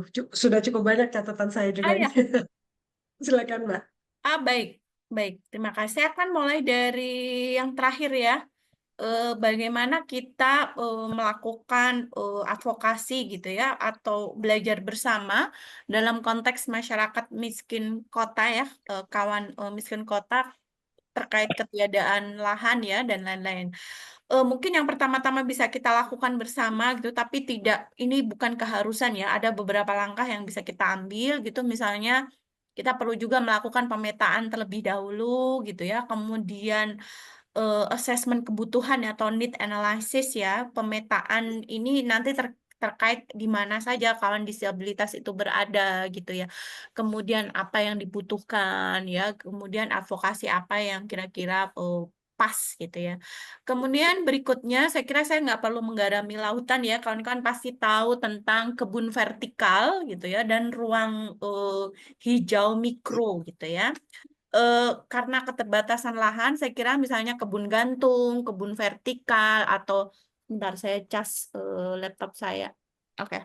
Aquaponik di dinding gang sempit, di pagar, atau di atap, atau di halaman musola, gereja, pos ronda gitu ya. Kita bisa melibatkan kawan-kawan disabilitas dalam mendesain itu karena mereka lah yang paling paham kebutuhannya ya. Kita di dalam kebun vertikal atau ruang hijau mikro itu kita bisa menanam sayuran lokal, tanaman herbal gitu, kemudian tanaman-tanaman yang bisa menyerap polusi seperti lidah mertua atau sirih gitu ya. Kan banyak ya apa lidah mertua dan sirih itu apa ditanam. Kemudian berikutnya adalah kita bisa juga membuat bengkel aksi komunitas inklusif gitu ya. Misalnya lokakarya komunitas ya tentang bersama kawan-kawan disabilitas dengan menggunakan media yang ramah disabilitas, misalnya video bersubtitle, alat bantu visual, kemudian dengan fasilitator bahasa isyarat gitu ya. Dan lain-lain. Kemudian yang keempat, kita bisa membuat tim siaga iklim komunitas gitu ya, lewat WhatsApp group ya dan lain-lain. Yang kelima adalah kita bisa melakukan membuat gitu ya desain aksesibilitas jika bencana terjadi gitu ya. Misalnya bencana banjir di kota gitu ya. Kita bisa nanti ketika evakuasi itu lewatnya sini gitu ya. Terus kita juga perlu misalnya memperbaiki lewat dana di komunitas itu ya, ventilasi di rumah padat gitu ya untuk menghadapi ketika ketika ada gelombang panas gitu ya, karena heat wave itu salah satu solusinya adalah kita perlu memperbanyak ventilasi di rumah kita gitu ya. Kemudian kita bisa juga asik-asikkan ya bikin street art ya, seni jalanan gitu. Seni jalanan itu misalnya mural, kita bisa ngecat dinding-dinding ya, kemudian kita bisa bikin teater komunitas, kita bikin zine visual itu yang simple-simple gitu ya tentang bagaimana cerita-cerita itu kita jahit dan kita bangun bersama, dan tentu saja kita perlu beraliansi ya dengan banyak pihak gitu sebagai kolektif gitu ya, sebagai kolektif untuk aksi ini gitu ya. Nah, ini saya kira ini baru ada 7 langkah nih, nanti ada 7 metode nih, nanti kawan-kawan bisa mengembangkan kembali. Kemudian respon yang sebelumnya misalnya terkait sawit ya, bagaimana tuh kalau sawit itu kan terus tanahnya rusak ya. Saya kira teman-teman di sana jauh lebih baik daripada saya ya dalam menarasikan bagaimana sih menyehatkan kembali tanah gitu ya. Salah satu Rekamannya, Len. ya beberapa langkahnya kita perlu Oh, Dewi Chandra. melakukan rehabilitasi ekologis ya, misalnya melalui agroforestry ya, menciptakan tanaman lokal di situ di bekas sawit itu ya misalnya, atau di bawahnya gitu ya misalnya menanam bambu, rotan dengan pola misalnya tumpang sari gitu. Kemudian kita perlu juga menyehatkan dengan tanaman penutup tanah atau cover crops ya, seperti kacang-kacangan, kemudian segala sesuatu yang menjalar karena dia bisa mengikat nitrogen dan memperbaiki struktur tanah gitu. Kita perlu juga melakukan pemupukan ya dengan kompos alami dari limbah pertanian, dari pupuk kandang ya, dari mikroorganisme lokal gitu ya dan lain-lain. Saya kira kawan-kawan petani di sana dan pekebun jauh lebih ahli daripada saya untuk menarasikan ini. Kemudian langkah selanjutnya adalah kita perlu melakukan dekontaminasi tanah ya. Dekontaminasi tanah itu maksudnya karena di bekas perkebunan sawit itu kan pestisida dan herbisidanya tuh sangat tinggi sekali. Kita perlu melakukan apa yang disebut bioremediasi ya. Bioremediasi itu kita bisa menggunakan jamur atau mikroba atau bakteri tertentu untuk memecah racun kimia itu. Nah, eh, langkahnya di sana seperti apa? Nah, saya kurang tahu karena saya nggak praktek gitu, karena saya hanya punya pengetahuan tentang itu. Kemudian berikutnya kita bisa melakukan dekontaminasi tanah itu dengan fitoremediasi. Fitoremediasi itu menanam seperti lamtoro, kangkung darat, karena kangkung darat gitu ya, dan lamtoro pada waktu Orde Baru Soeharto tuh banyak menanam lamtoro di sepanjang pegunungan Kendeng Selatan. Itu dia menyerap logam berat dan racun dari tanah. Jadi tanahnya bisa subur sekali. Kemudian yang berikutnya adalah restorasi gambut dan lahan basah ya. Saya kira kawan-kawan jauh lebih baik daripada saya menceritakan ini. Kemudian kita juga perlu melibatkan terutama ya komunitas adat karena mereka adalah penjaga paling baik dari hutannya gitu. Dan selain itu kita juga perlu ikut protes ya, jadi nggak cuma secara individual gitu ya, kita juga ikut mendukung moratorium sawit gitu ya, dan juga transisi ke energi bersih gitu ya. Nah, eh, respon yang awal tadi ya 2 atau 3 yang awal, bagaimana sih metodenya selain selain apa tadi? eh, Selain PAR ya, participatory action research atau participatory action research itu bisa misalnya metode revitalisasi sistem air tradisional. Nah, di Indonesia banyak sekali misalnya lumbung air ya. Jadi lumbung tuh nggak cuman untuk padi atau untuk benih ya, tetapi juga di masyarakat kita mengenal apa itu sebagai lumbung air ya.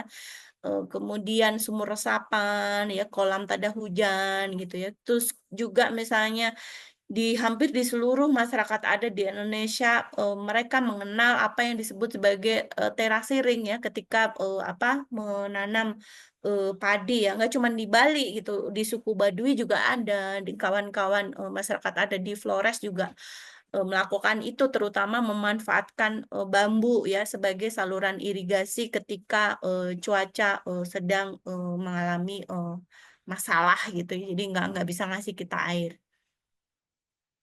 Kemudian metode-metode dalam menggali pengetahuan adat itu apa gitu? Kita bisa ini ya melakukan brainstorming itu banyak sekali. Salah satunya adalah mendokumentasikan life story dan oral history gitu ya, cerita hidup dan sejarah lisan gitu. Misalnya gini, saya pernah riset di di Gunung Merapi ada satu desa tuh namanya Desa Keningar gitu ya. Nah, dari melacak nama Keningar aja gitu, kita bisa tahu apa yang terjadi di ekosistem sebelum itu. Nah, di dekatnya Desa Keningar itu ada namanya Desa Bantengan. Jadi hanya dari nama Keningar, saya jadi tahu bahwa dulu di situ ada banyak pohon kayu manis. Pohon kayu manis itu adalah Keningar. Jadi Keningar itu adalah salah satu spesies dari pohon kayu manis. Tapi sekarang ada nggak? Habis. Ya, kemudian berikutnya adalah Desa Bantengan. Di situ saya menggali cerita dari orang-orang tua di situ dan ternyata dulu banyak banteng yang minum air di situ. Sekarang bantengnya di mana? Habis. Nah, ini sebegitu mengerikannya kolonialisme Eropa ya terhadap Nusantara pada saat itu dengan pengenalan perkebunan monokulturnya. Jadi sebelum Sumatera hutannya rusak, Kalimantan hutannya rusak, Sulawesi hutannya rusak, Papua hutannya rusak, Jawa itu sudah rusak duluan. Oleh apa? Monokultur gula, monokultur teh, monokultur kopi yang pada waktu itu diperkenalkan dan dieksploitasi oleh VOC ya VOC gitu. Jadi jejak kolonialisme dalam krisis iklim itu sangat kuat sekali. Jadi kita juga perlu melakukan metode-metode dekolonial itu ya dalam meretas bencana iklim ini dan menggali pengetahuan-pengetahuan kita. Kemudian metode berikutnya adalah pemetaan komunitas ya. Tadi sudah saya jelaskan di kawasan miskin kota gitu. Nah, kalau di desa gimana gitu? Pemetaan komunitas itu misalnya kita bisa melakukan pencatatan dan dokumentasi di mana ada sumber mata air, di mana ada kawasan keramat, di mana ada zona rawan bencana. Kenapa ini penting? Kenapa ini penting? Saya ceritakan. Yang itu membuat Kartini Kendeng itu menang. Jadi ibu-ibu Kendeng itu melakukan pencatatan terhadap sumber mata air di sepanjang pegunungan Kendeng. Dan itu jumlahnya nggak cuma puluhan. Ya, ini yang sumber besar aja, bukan yang kecil. Itu ada ratusan. Nah, di dalam dokumen AMDAL, analisis mengenai dampak lingkungan itu kan dipakai sebagai izin untuk meloloskan industri ekstraktif. Contohnya adalah semen. Itu sumber airnya di dalam AMDAL ini dikurangin. Nah, itu yang membuat, oh ini lahan kritis, jadi kita bisa mengeksploitasi di sini. Tetapi dalam langkah hukum, Kartini Kendeng, Ibu-ibu Kendeng, kawan-kawan JMPPK, Jaringan Masyarakat Pegunungan Kendeng itu protes, sumber airnya segini banyak loh. Kalau kamu itu ngotot ini dilakukan, maka PDAM itu akan tutup. PDAM-nya di mana? PDAM Blora, PDAM Grobogan, PDAM Pati, PDAM Kudus. Nah, kan kita kan selalu, itu kalian tuh merugikan negara 5 triliun. Karena kita mendirikan pabrik semen ini seharga 5 triliun. Kalau kita tutup, kamu tuh semua sekalian adalah anti pembangunan. Kartini Kendeng itu anti pembangunan. Enggak. Kartini Kendeng itu pro pembangunan. Karena menyelamatkan sumber air, yang sumber air itu nilainya lebih dari 5 triliun. Jadi kalau proyek ekstraktif atau eksploitasi ini dilanjutkan, maka negara akan rugi tiap tahun sekian triliun. Nah, ini kan jadi kita bisa melawan itu. Jadi pentingnya pencatatan, pentingnya community mapping itu adalah untuk membantu kita untuk mencatat kekayaan kita ketika nanti kekayaan itu akan diambil oleh yang tidak berhak gitu ya. Kemudian kita juga bisa melakukan metode misalnya body mapping, kemudian role play adaptif ya, kemudian tadi sama juga dengan yang di kota ya, narasi visual, kemudian seni di desa gitu. Kenapa seni itu penting? Saya contohkan ya. Ketika PT Rum ya, pencemaran PT Rum di Sungai Bengawan Solo. Jadi kita punya 3 sungai besar di Pulau Jawa. Dan 3 sungai besar itu sudah runtuh. Ekosistem sungai yang besar itu sudah runtuh. Mana yang pertama? Sungai Citarum. Mana yang kedua? Sungai Bengawan Solo. Mana yang ketiga? Sungai Berantas. Apa penyebab terbesarnya? Industri tekstil.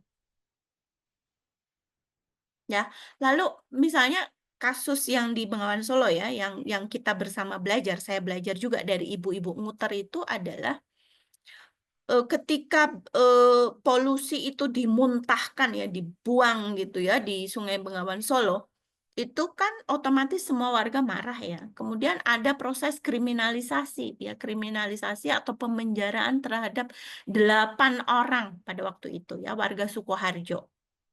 Nah, kenapa? Karena melakukan penghinaan, jadi pakai UU ITE ya, dan lain-lain gitu. Nah, terus warga kan masih marah nih ya. Nah, kemudian kita melakukan art workshop ya, workshop art. Jadi kita sama-sama membuat lukisan. Ya, tidak mahal itu. Kita lakukan itu di atas kardus. Ya, jadi kita pada waktu itu minta kawan-kawan Daur Resik ya untuk memberikan kita kardus secara gratis gitu ya kepada kawan-kawan disabilitas, kepada warga di Sukoharjo. Kemudian kita semua melukis ya pakai kita bikin wayangnya dari kardus dan di kardus-kardus di wayang-wayang itu semua kemarahannya warga itu ditumpahkan. Nah, polisi ngeliat kan ya nggak bisa menjarain. Ya, jadi protesnya pakai seni gitu ya, nggak bisa dipenjarain gitu. Nah, ini pentingnya seni gitu ya. Kemudian kita perlu juga melakukan musyawarah, ya musyawarah adat, ya basisnya kultural, yang itu perempuan harus dilibatkan ya. Kemudian kita bisa melakukan pencatatan kalender musim tradisional atau kalender ekologis gitu ya, apa yang sudah hilang di situ ya, apa yang sudah yang masih bisa dirawat di situ gitu ya. Itu bisa dengan cara yang sederhana. Contohnya adalah motif batik. Jadi coba sekarang kawan-kawan ke lemari, kawan-kawan semua, itu dijembrengke semua batik itu ya. Batik itu di apa dibuka gitu. Kita akan banyak menemukan motif flora, fauna ya, spesies-spesies tertentu yang sekarang sudah tidak bisa ditemukan. Nah, itu luar biasanya. Jadi dari batik, dari kain yang kita pakai itu kita bisa menemukan biodiversitas yang sudah punah. Dan dengan cara itulah ya, dengan cara itulah kritisisme kita akan keadilan iklim itu bisa tumbuh ya, bisa tumbuh. Dan dengan cara itu juga karena kesadaran itu ya, kesadaran itu adalah awal dari semua advokasi. Saya kira demikian. Maaf kebanyakan. Monggo Mbak Maulani. Luar biasa, Mbak. Luar biasa sekali, banyak sekali, terutama saya belajar ya. Ada satu lagi ya, Mbak, boleh ya? Ada Ya tentu pertanyaan saja, dari, banyak juga boleh. Kan nggak harus saya jawab, kawan-kawan bisa cerita juga loh ya. betul, betul. Sorry, maaf. Dari, waduh, sebentar tadi kelewat. Ya, ini ada share saja dari Nurul Aini. Dikatakan bahwa kami di PD Aceh ya untuk menghadapi perubahan iklim, kami menanam kembali pohon melinjau. Selain untuk karbon, nilai ekonomis juga sangat bagus bagi masyarakat. Oke, lalu saya juga ada pertanyaan ya atau statement barangkali ya dari Yuliana Hobamatan. Kak, saya mau tanya, untuk perempuan disabilitas di desa, pendidikan mereka sangat terbatas. Untuk berkomunikasi dengan mereka dan mengubahkan atau menggunakan, maaf, berkali maksudnya menggunakan bahasa isyarat sangat kaku. Karena sebagian tidak paham berkaitan dengan bahasa isyarat. Akankah perubahan iklim mendorong lebih banyak disabilitas ke dalam kemiskinan? Ini pertanyaan, lalu kemudian tadi ada respon dari Nurul Aini, Kak Dewi. Silakan Kak Dewi, ada yang pertanyaan yang terakhir nih. Pemahaman terkait penggunaan bahasa isyarat akankah juga mengatasi barangkali tidak hanya kemiskinan tapi diskriminasi ya bagi teman-teman disabilitas. Kami silakan. Iya tentu saja ya, perubahan iklim ini, krisis iklim ini akan membuat bahkan siapapun itu menjadi lebih miskin dari sebelumnya, apalagi kawan-kawan disabilitas gitu ya. Tentu saja gitu. Maka dari itu kita berkumpul hari ini. Karena kenapa? Karena kawan-kawan disabilitas kan menghadapi resiko multidimensi ya, bagaimana dia harus menghadapi paparan bencana lebih tinggi. Kemudian kedua, dia mengalami pengabaian dalam sistem peringatan dini ketika bencana jadi. Kemudian ketiga adalah kawan disabilitas akan mengalami kehilangan mata pencaharian gitu ya. Kemudian yang terakhir, kawan-kawan disabilitas akan mengalami akses terbatas pada bantuan iklim, karena bantuan iklim selama ini kan juga bias disabilitas ya, bias gender juga gitu ya, bias adat juga gitu. Nah, yang dialami adalah eksklusi, nggak cuman eksklusi sendiri, tapi eksklusi ganda gitu, baik dalam perencanaan gitu ya, dan baik dalam mitigasi ketika bencana terjadi. Maka perlu apa ya, adaptasi inklusif tadi yang saya sebutkan ya, perlu dilibatkan secara aktif ya, perlu inovasi yang berbasis pengetahuan disabilitas gitu ya. Contoh-contoh baiknya tadi sudah kawan-kawan ini ya ketahui dari yang diceritakan. Demikian.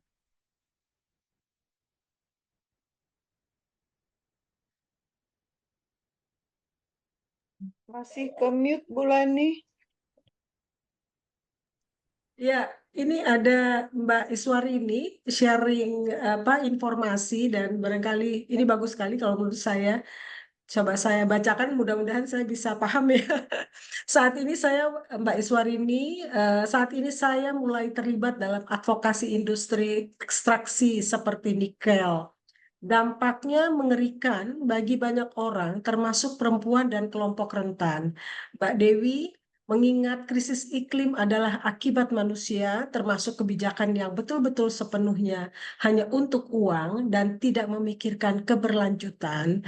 Menurut Mbak Dewi, apakah advokasi melalui pendekatan pasar seperti melalui desakan pasar internasional dan investor untuk mewujudkan keadilan gender dapat terjadi? Nilai-nilai apa seharusnya yang tetap terjaga dalam proses pendekatan pasar ini? Silakan Mbak Dewi, luar biasa ini. Ya, ini Kak Iswarini ini luar biasa sekali ya.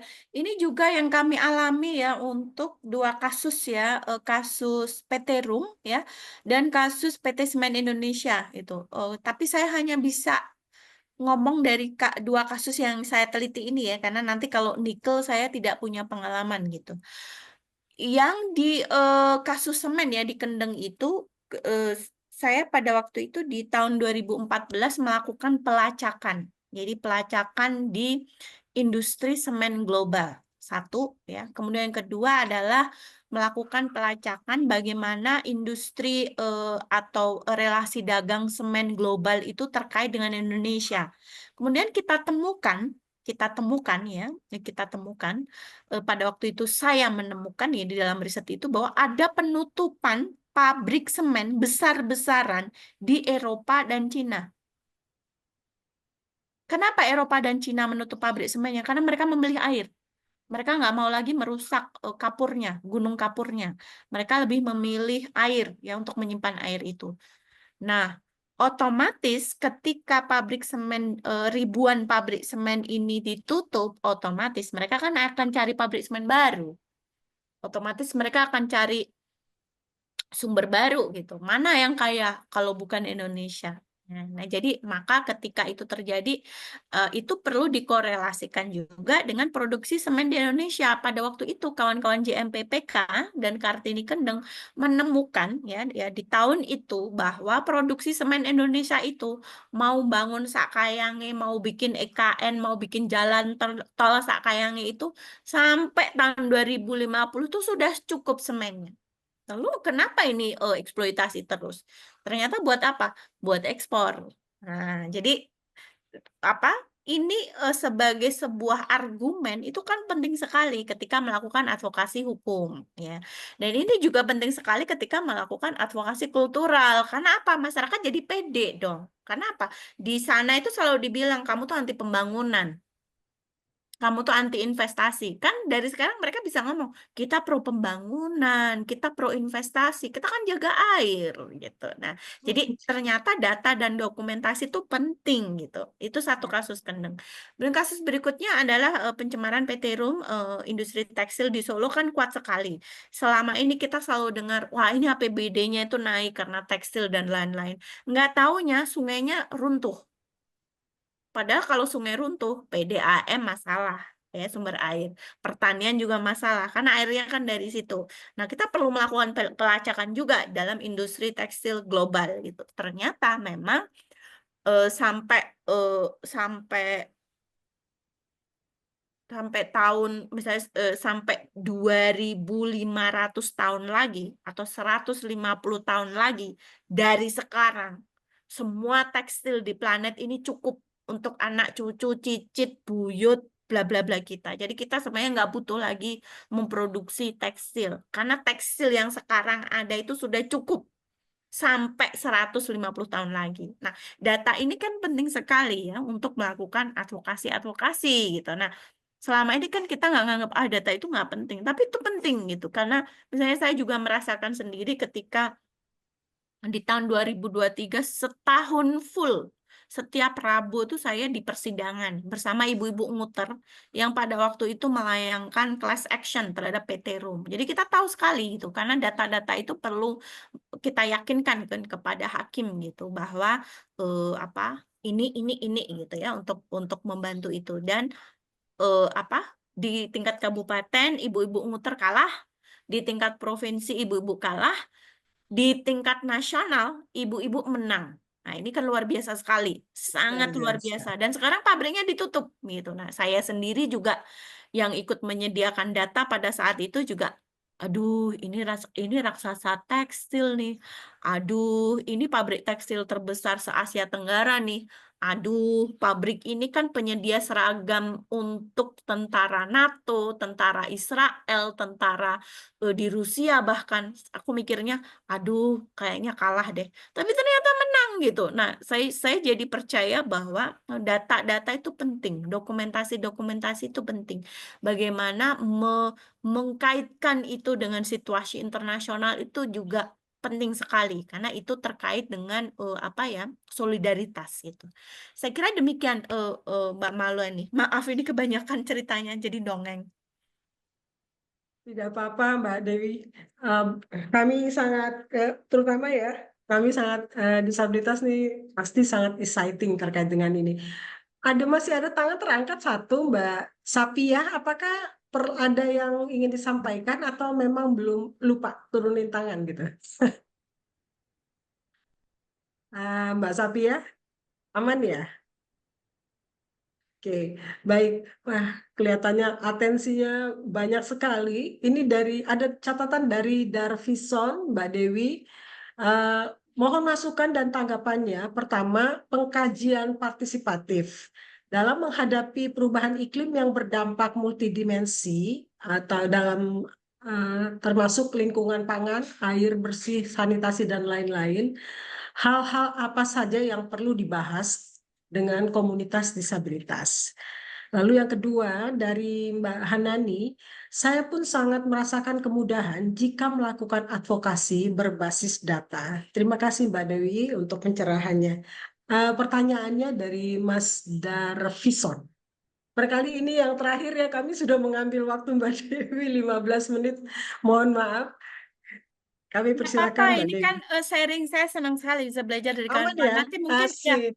mungkin apa Kak yang ini ya Kak Iswari ini nanti bisa cerita ya bagaimana advokasi tambang nikel di sana. Itu saya tuh pingin dengar sekali karena kalau Oh, boleh. kalau kalau kita lacak ya transisi energi bersih itu dapurnya atau yang harus bayar itu adalah masyarakat Indonesia, gitu ya, masyarakat Afrika gitu ya. Jadi Eropa menikmati udara bersih gitu, tapi yang menikmati kejatuhannya, kemiskinannya, polusinya itu adalah kawan-kawan kita di Halmahera gitu ya. Kemudian Ya. di mana saja spot-spot tambang nikel itu gitu. Jadi sesuatu yang bersih gitu di tempat lain belum tentu bersih di tempat produksinya gitu. Saya kira Ya. itu luar biasa sekali. Nanti cerita Kak Iswar ini bisa sangat menginspirasi ya.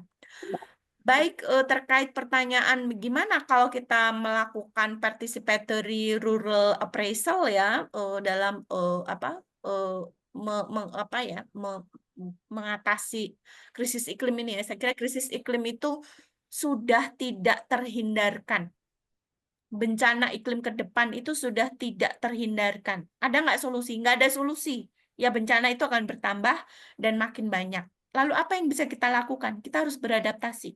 Ya, ini masuk dalam langkah-langkah mitigasi. Masih. Kita memang harus beradaptasi gitu. Karena kalau kita menghentikan aktivitas kita, jadi misalnya shutdown ya, kemanusiaan kita tuh shutdown, humanity shutdown for one day gitu ya, for 1,000 year. Kalau aktivitas kita itu shutdown atau kita menghentikan aktivitas manusia itu selama 1.000 tahun, itu nggak akan bisa mengembalikan kesehatan iklim kita, nggak akan bisa mengembalikan permafrost, nggak akan bisa mengembalikan lalainya glacier, nggak akan bisa mengembalikan terumbu karang yang mati tadi, karena terumbu karang itu terbentuknya kan jutaan tahun gitu ya. Jadi kita perlu melakukan adaptasi gitu ya.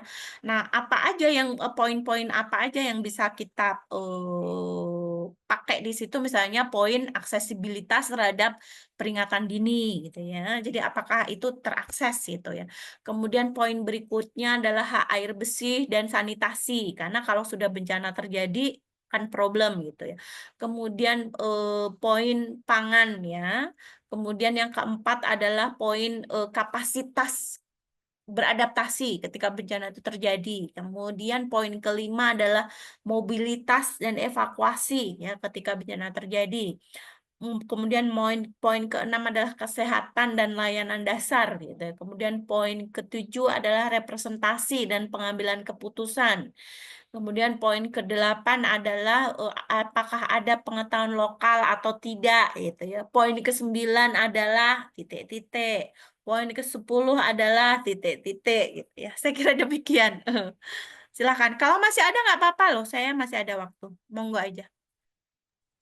Baik, saya izin mengundang Mbak Iswarini dong.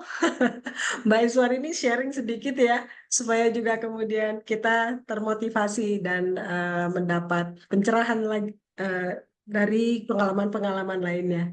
Kami persilakan Mbak Iswarini kalau tidak Ya, tidak keberatan. saya boleh sharing Mbak Maulani dan Silakan. Mbak Dewi ya. Saya dulu di Komnas Perempuan, jadi keterlibatan saya dalam nikel ini juga baru belakangan ya. Tapi informasi terkait dengan nikel itu sebenarnya sudah agak lama dan banyak informasi pengaduan dampak gitu ya. Nah, soal nikel sendiri sebenarnya dia sejauh ini masih terkonsentrasi penambangannya di wilayah-wilayah tertentu seperti Sulawesi Tengah, itu ada di Morowali Utara, kemudian ada di Maluku Utara, tadi Mbak Dewi sudah mengatakan. Pemain-pemainnya banyak banget. Morowali sendiri dikepung ya. Kalau saya mengajak kawan-kawan untuk melihat satu wilayah yang kecil banget, Morowali itu dikepung oleh lebih dari 200-an perusahaan. Ada satu perusahaan besar banget namanya IMIP. Jadi ini didominasi oleh perusahaan-perusahaan Cina. Karena dianggap Morowali adalah saat ini kualitas nikelnya adalah yang terbagus dan banyak banget ininya ya. Jadi eksploitasinya itu gede-gedean gitu. Sebenarnya juga isu nikel di Sulawesi Tengah itu udah dimulai tahun 96. Itu yang juga saya baru ngeh gitu ya. Vale adalah salah satu industri dari Brazil, perusahaan dari Brazil yang masuk pertama kali gitu. Nah, untuk yang Maluku Utara sendiri ada IWIP namanya, jadi ada IMIP, ada IWIP, ada banyak banget sih sebenarnya. Cuma memang ini apa industri yang besar-besaran, kebijakannya juga berat gitu ya, artinya dia tidak punya satupun jaring pengaman untuk memastikan bahwa tiling atau pembuangan limbahnya itu betul-betul terjaga ya, terkendali gitu. Jadi dia bisa kemana aja tuh, mau ke tanah, mau ke laut, semuanya terjadi. Nah, Sulawesi Utara juga ada nama pulaunya, pulau kecil tuh Kabaina. Maluku Utara juga punya pulau kecil Obi. Ini juga problem lain. Kita tidak boleh menambang di pulau-pulau kecil. Sebenarnya ada undang-undangnya, tapi ternyata terjadi gitu. Dan kalau udah di pulau kecil kan sulit ya, karena dia udah nggak bisa kemana-mana lagi gitu. Iya. Nah ini yang kemudian menimbulkan banyak sekali dampak, dan saya udah banyak advokasi dilakukan untuk perusahaan-perusahaan ya. Tapi kalau nama industri besar, kita berhadapan dengan perusahaan, kita tuh kayak berteriak-teriak di padang gurun gitu. Apalagi kalau sudah dia ditaruh dalam konteks IKN. Bayangkan ini IKN, PSN, Proyek Strategis Nasional. Nah, kalau udah dalam proyek strategis nasional, semua petinggi itu masuk ya. Jadi ini juga kalau saya bilang ini kita masuk ke dalam jantung advokasi yang betul-betul berat karena pemain-pemainnya itu banyak banget.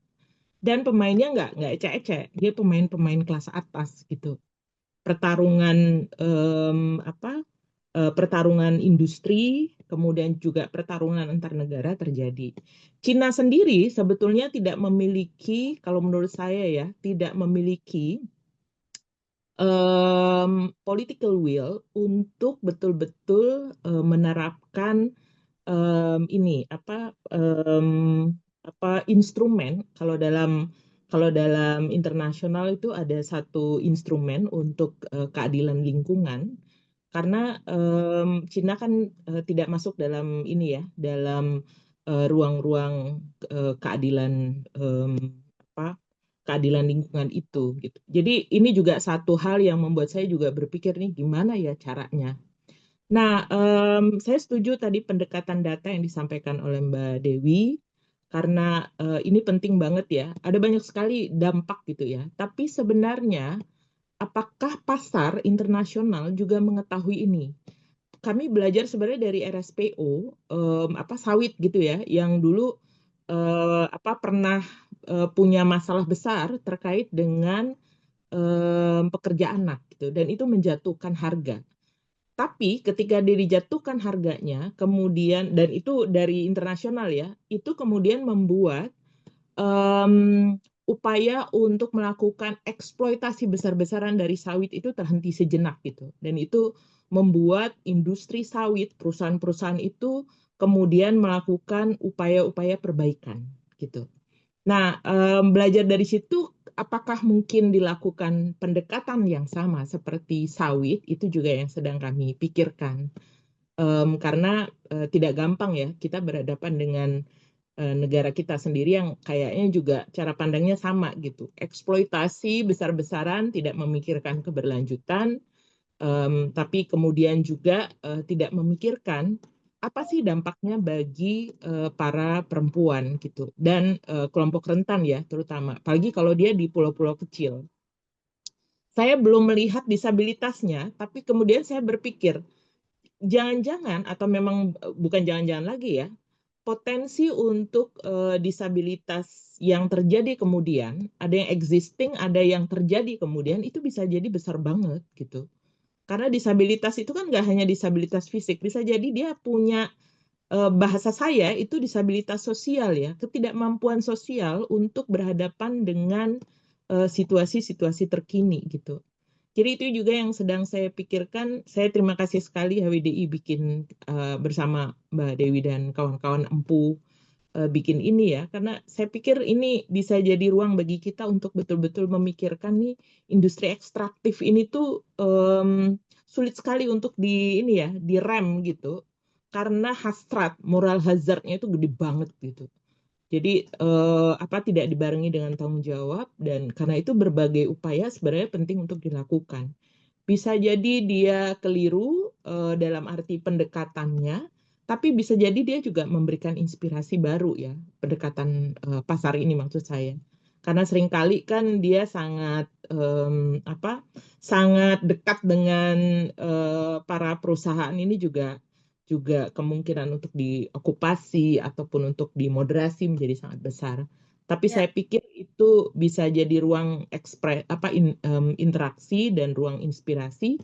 Karena itu tadi saya bertanya nilai apa yang perlu dijaga supaya saya juga menjaga nilai itu gitu.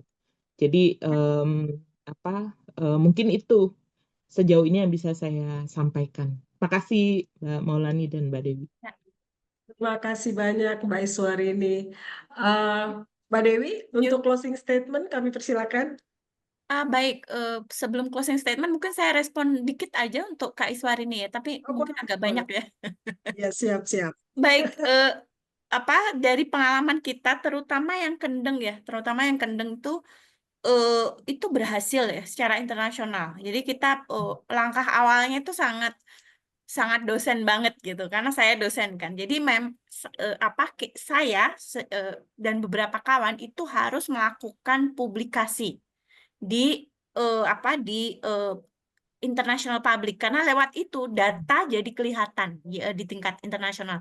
Kan kalau nggak digitu kan data nggak kelihatan ya. Jadi dokumentasi dampak dan publikasi internasional itu ternyata punya dampak, punya akibat bersambung gitu, yang kemudian itu bisa mengubah kebijakan di Jerman. Jadi pada saat itu justru karena pada waktu itu kita melacak ya perusahaan semennya ini di mana sih ya, dari Cina ya, kemudian dari Prancis dan dari Jerman. Kebetulan karena saya alumni Jerman ya, saya bisa nembusnya Jerman aja gitu. Jadi kita ternyata Indosemen itu adalah anak perusahaan Heidelberg Jerman gitu.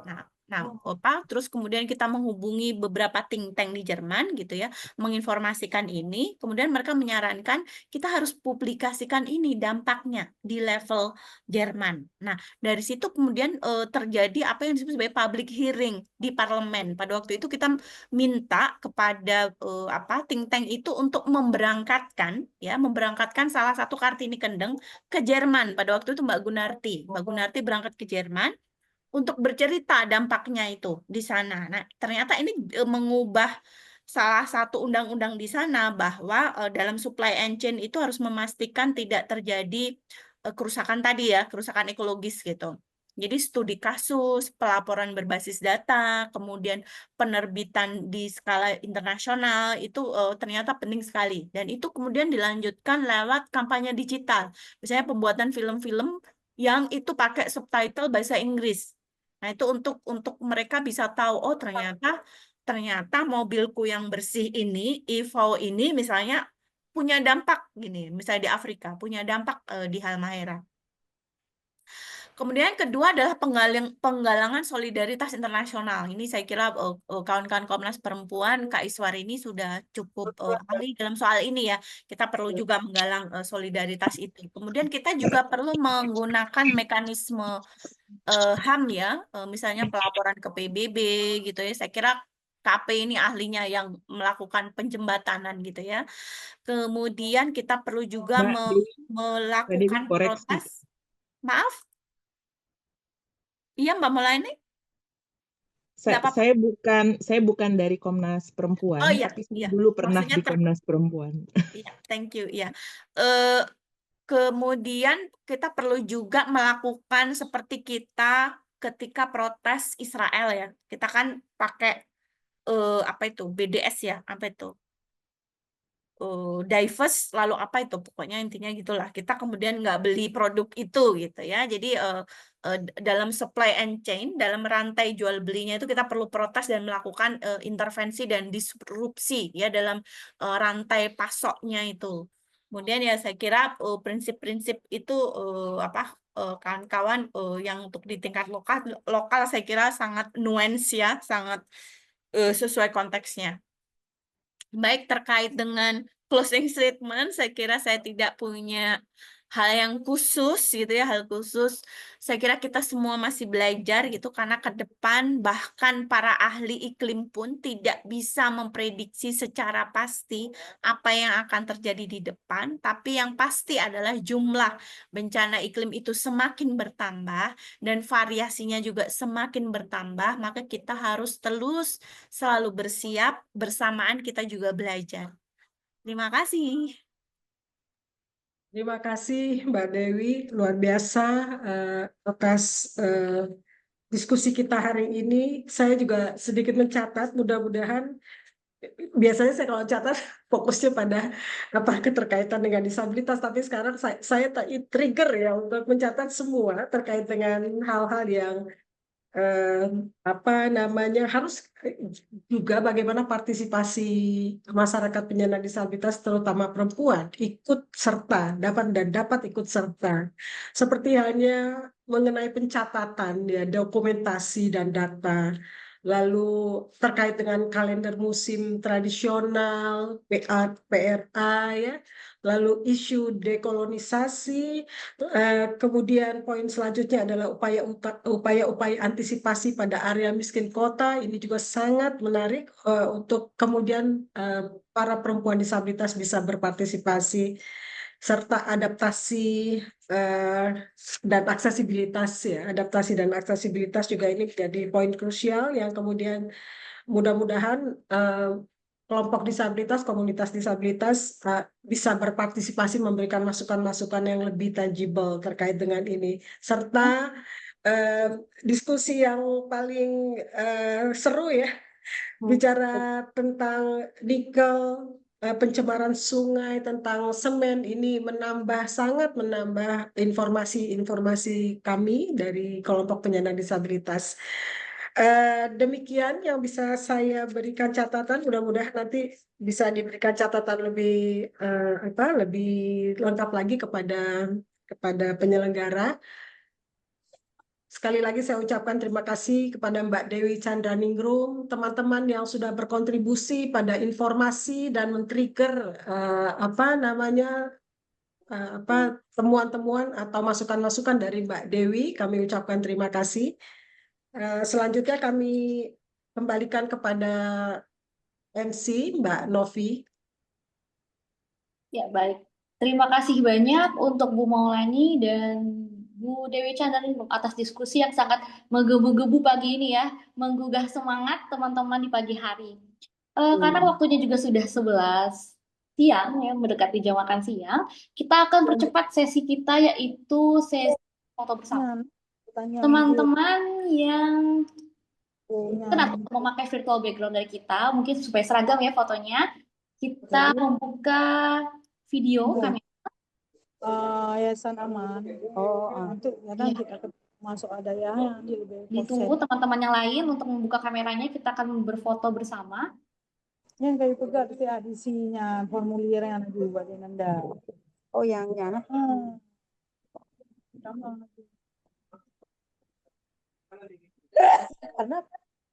mendampingi dia. Akan abah-abahnya Mbak Novi, halaman pertama. Sudah semua ya? Belum, kayaknya masih ada yang masih bersiap-siap merapikan rambut. Iya, nah akan ada 2 galeri, jadi mohon untuk tahan di pose senyumnya agak sedikit lama, ya. 4 halaman nih Mbak. Oh 4 ya? Oh di saya 2. Ya mungkin sekitar 1 menit tersenyum, terlihat gigi ya. Saya hitung. Ambil tangkapan layar dalam hitungan 3, 2, 1. Halaman kedua. Tahan, masih tahan. 1 lagi, sebentar. Masih tahan, cheese. Iklim, ya baik, sudah. Ya, terima kasih. Diskusi hari ini merupakan bagian dari rangkaian diskusi online tematik seri 1 yang sudah saya sebutkan di awal. Nanti seri 2 akan diselenggarakan pada hari Sabtu, tanggal 26 Juli 2025. dengan tema interseksionalitas dalam keadilan iklim, dampak krisis iklim pada kelompok perempuan disabilitas. Nah, sesi nanti kita akan lebih fokus membahas pada identitas sebagai perempuan dan penyandang disabilitas nih. Nanti teman-teman bisa ikut lagi, nanti flyer akan disebarkan di official Instagram Perempuan Bumi, dan tayangan ulang dari diskusi online hari ini akan dipublish di YouTube channel Perempuan Bumi. Terima kasih untuk teman-teman yang sudah menyempatkan waktunya di 2 jam diskusi kita. Semoga bermanfaat untuk teman-teman dan membantu pekerjaan teman-teman di Hari Lepas Hari ya. Jangan lupa juga untuk teman-teman, kami akan mengirimkan form evaluasi untuk teman-teman mengirimkan kritik saran membangun bagi teman-teman komunitas Perempuan Bumi. Terima kasih atas kehadiran dan partisipasi aktif teman-teman semua. Sampai jumpa di sesi berikutnya dan mari terus bergerak bersama dalam keadilan iklim yang setara dan inklusif. Ya, penutupan acara akan disampaikan oleh Ibu Dwi. Ya, Ibu Dwi, saya persilakan. Terima kasih Mbak Novi, Bu Maulani. Terima kasih semuanya yang sudah mengikuti diskusi ini. Terutama terima kasih banyak kepada Mbak Dewi Chandraningrum atas ilmunya, sharingnya. Tadi banyak ditekankan tentang bagaimana komunitas bisa saling bekerja sama dalam solidaritas untuk meningkatkan ketangguhan bersama untuk menghadapi krisis iklim. Kami juga berharap ini nanti menjadi diskusi bersama kita untuk diskusi-diskusi selanjutnya dan bahwa ini adalah ruang untuk belajar bersama. Tadi kita banyak belajar bukan hanya dari narasumber tapi juga kita belajar juga dari rekan-rekan peserta. Sekali lagi terima kasih untuk partisipasinya rekan-rekan semua, kepada Bu Maulani untuk moderatornya, juga untuk rekan-rekan Perempuan Bumi untuk space ini di mana kita bisa bertemu dan saling belajar. Terima kasih.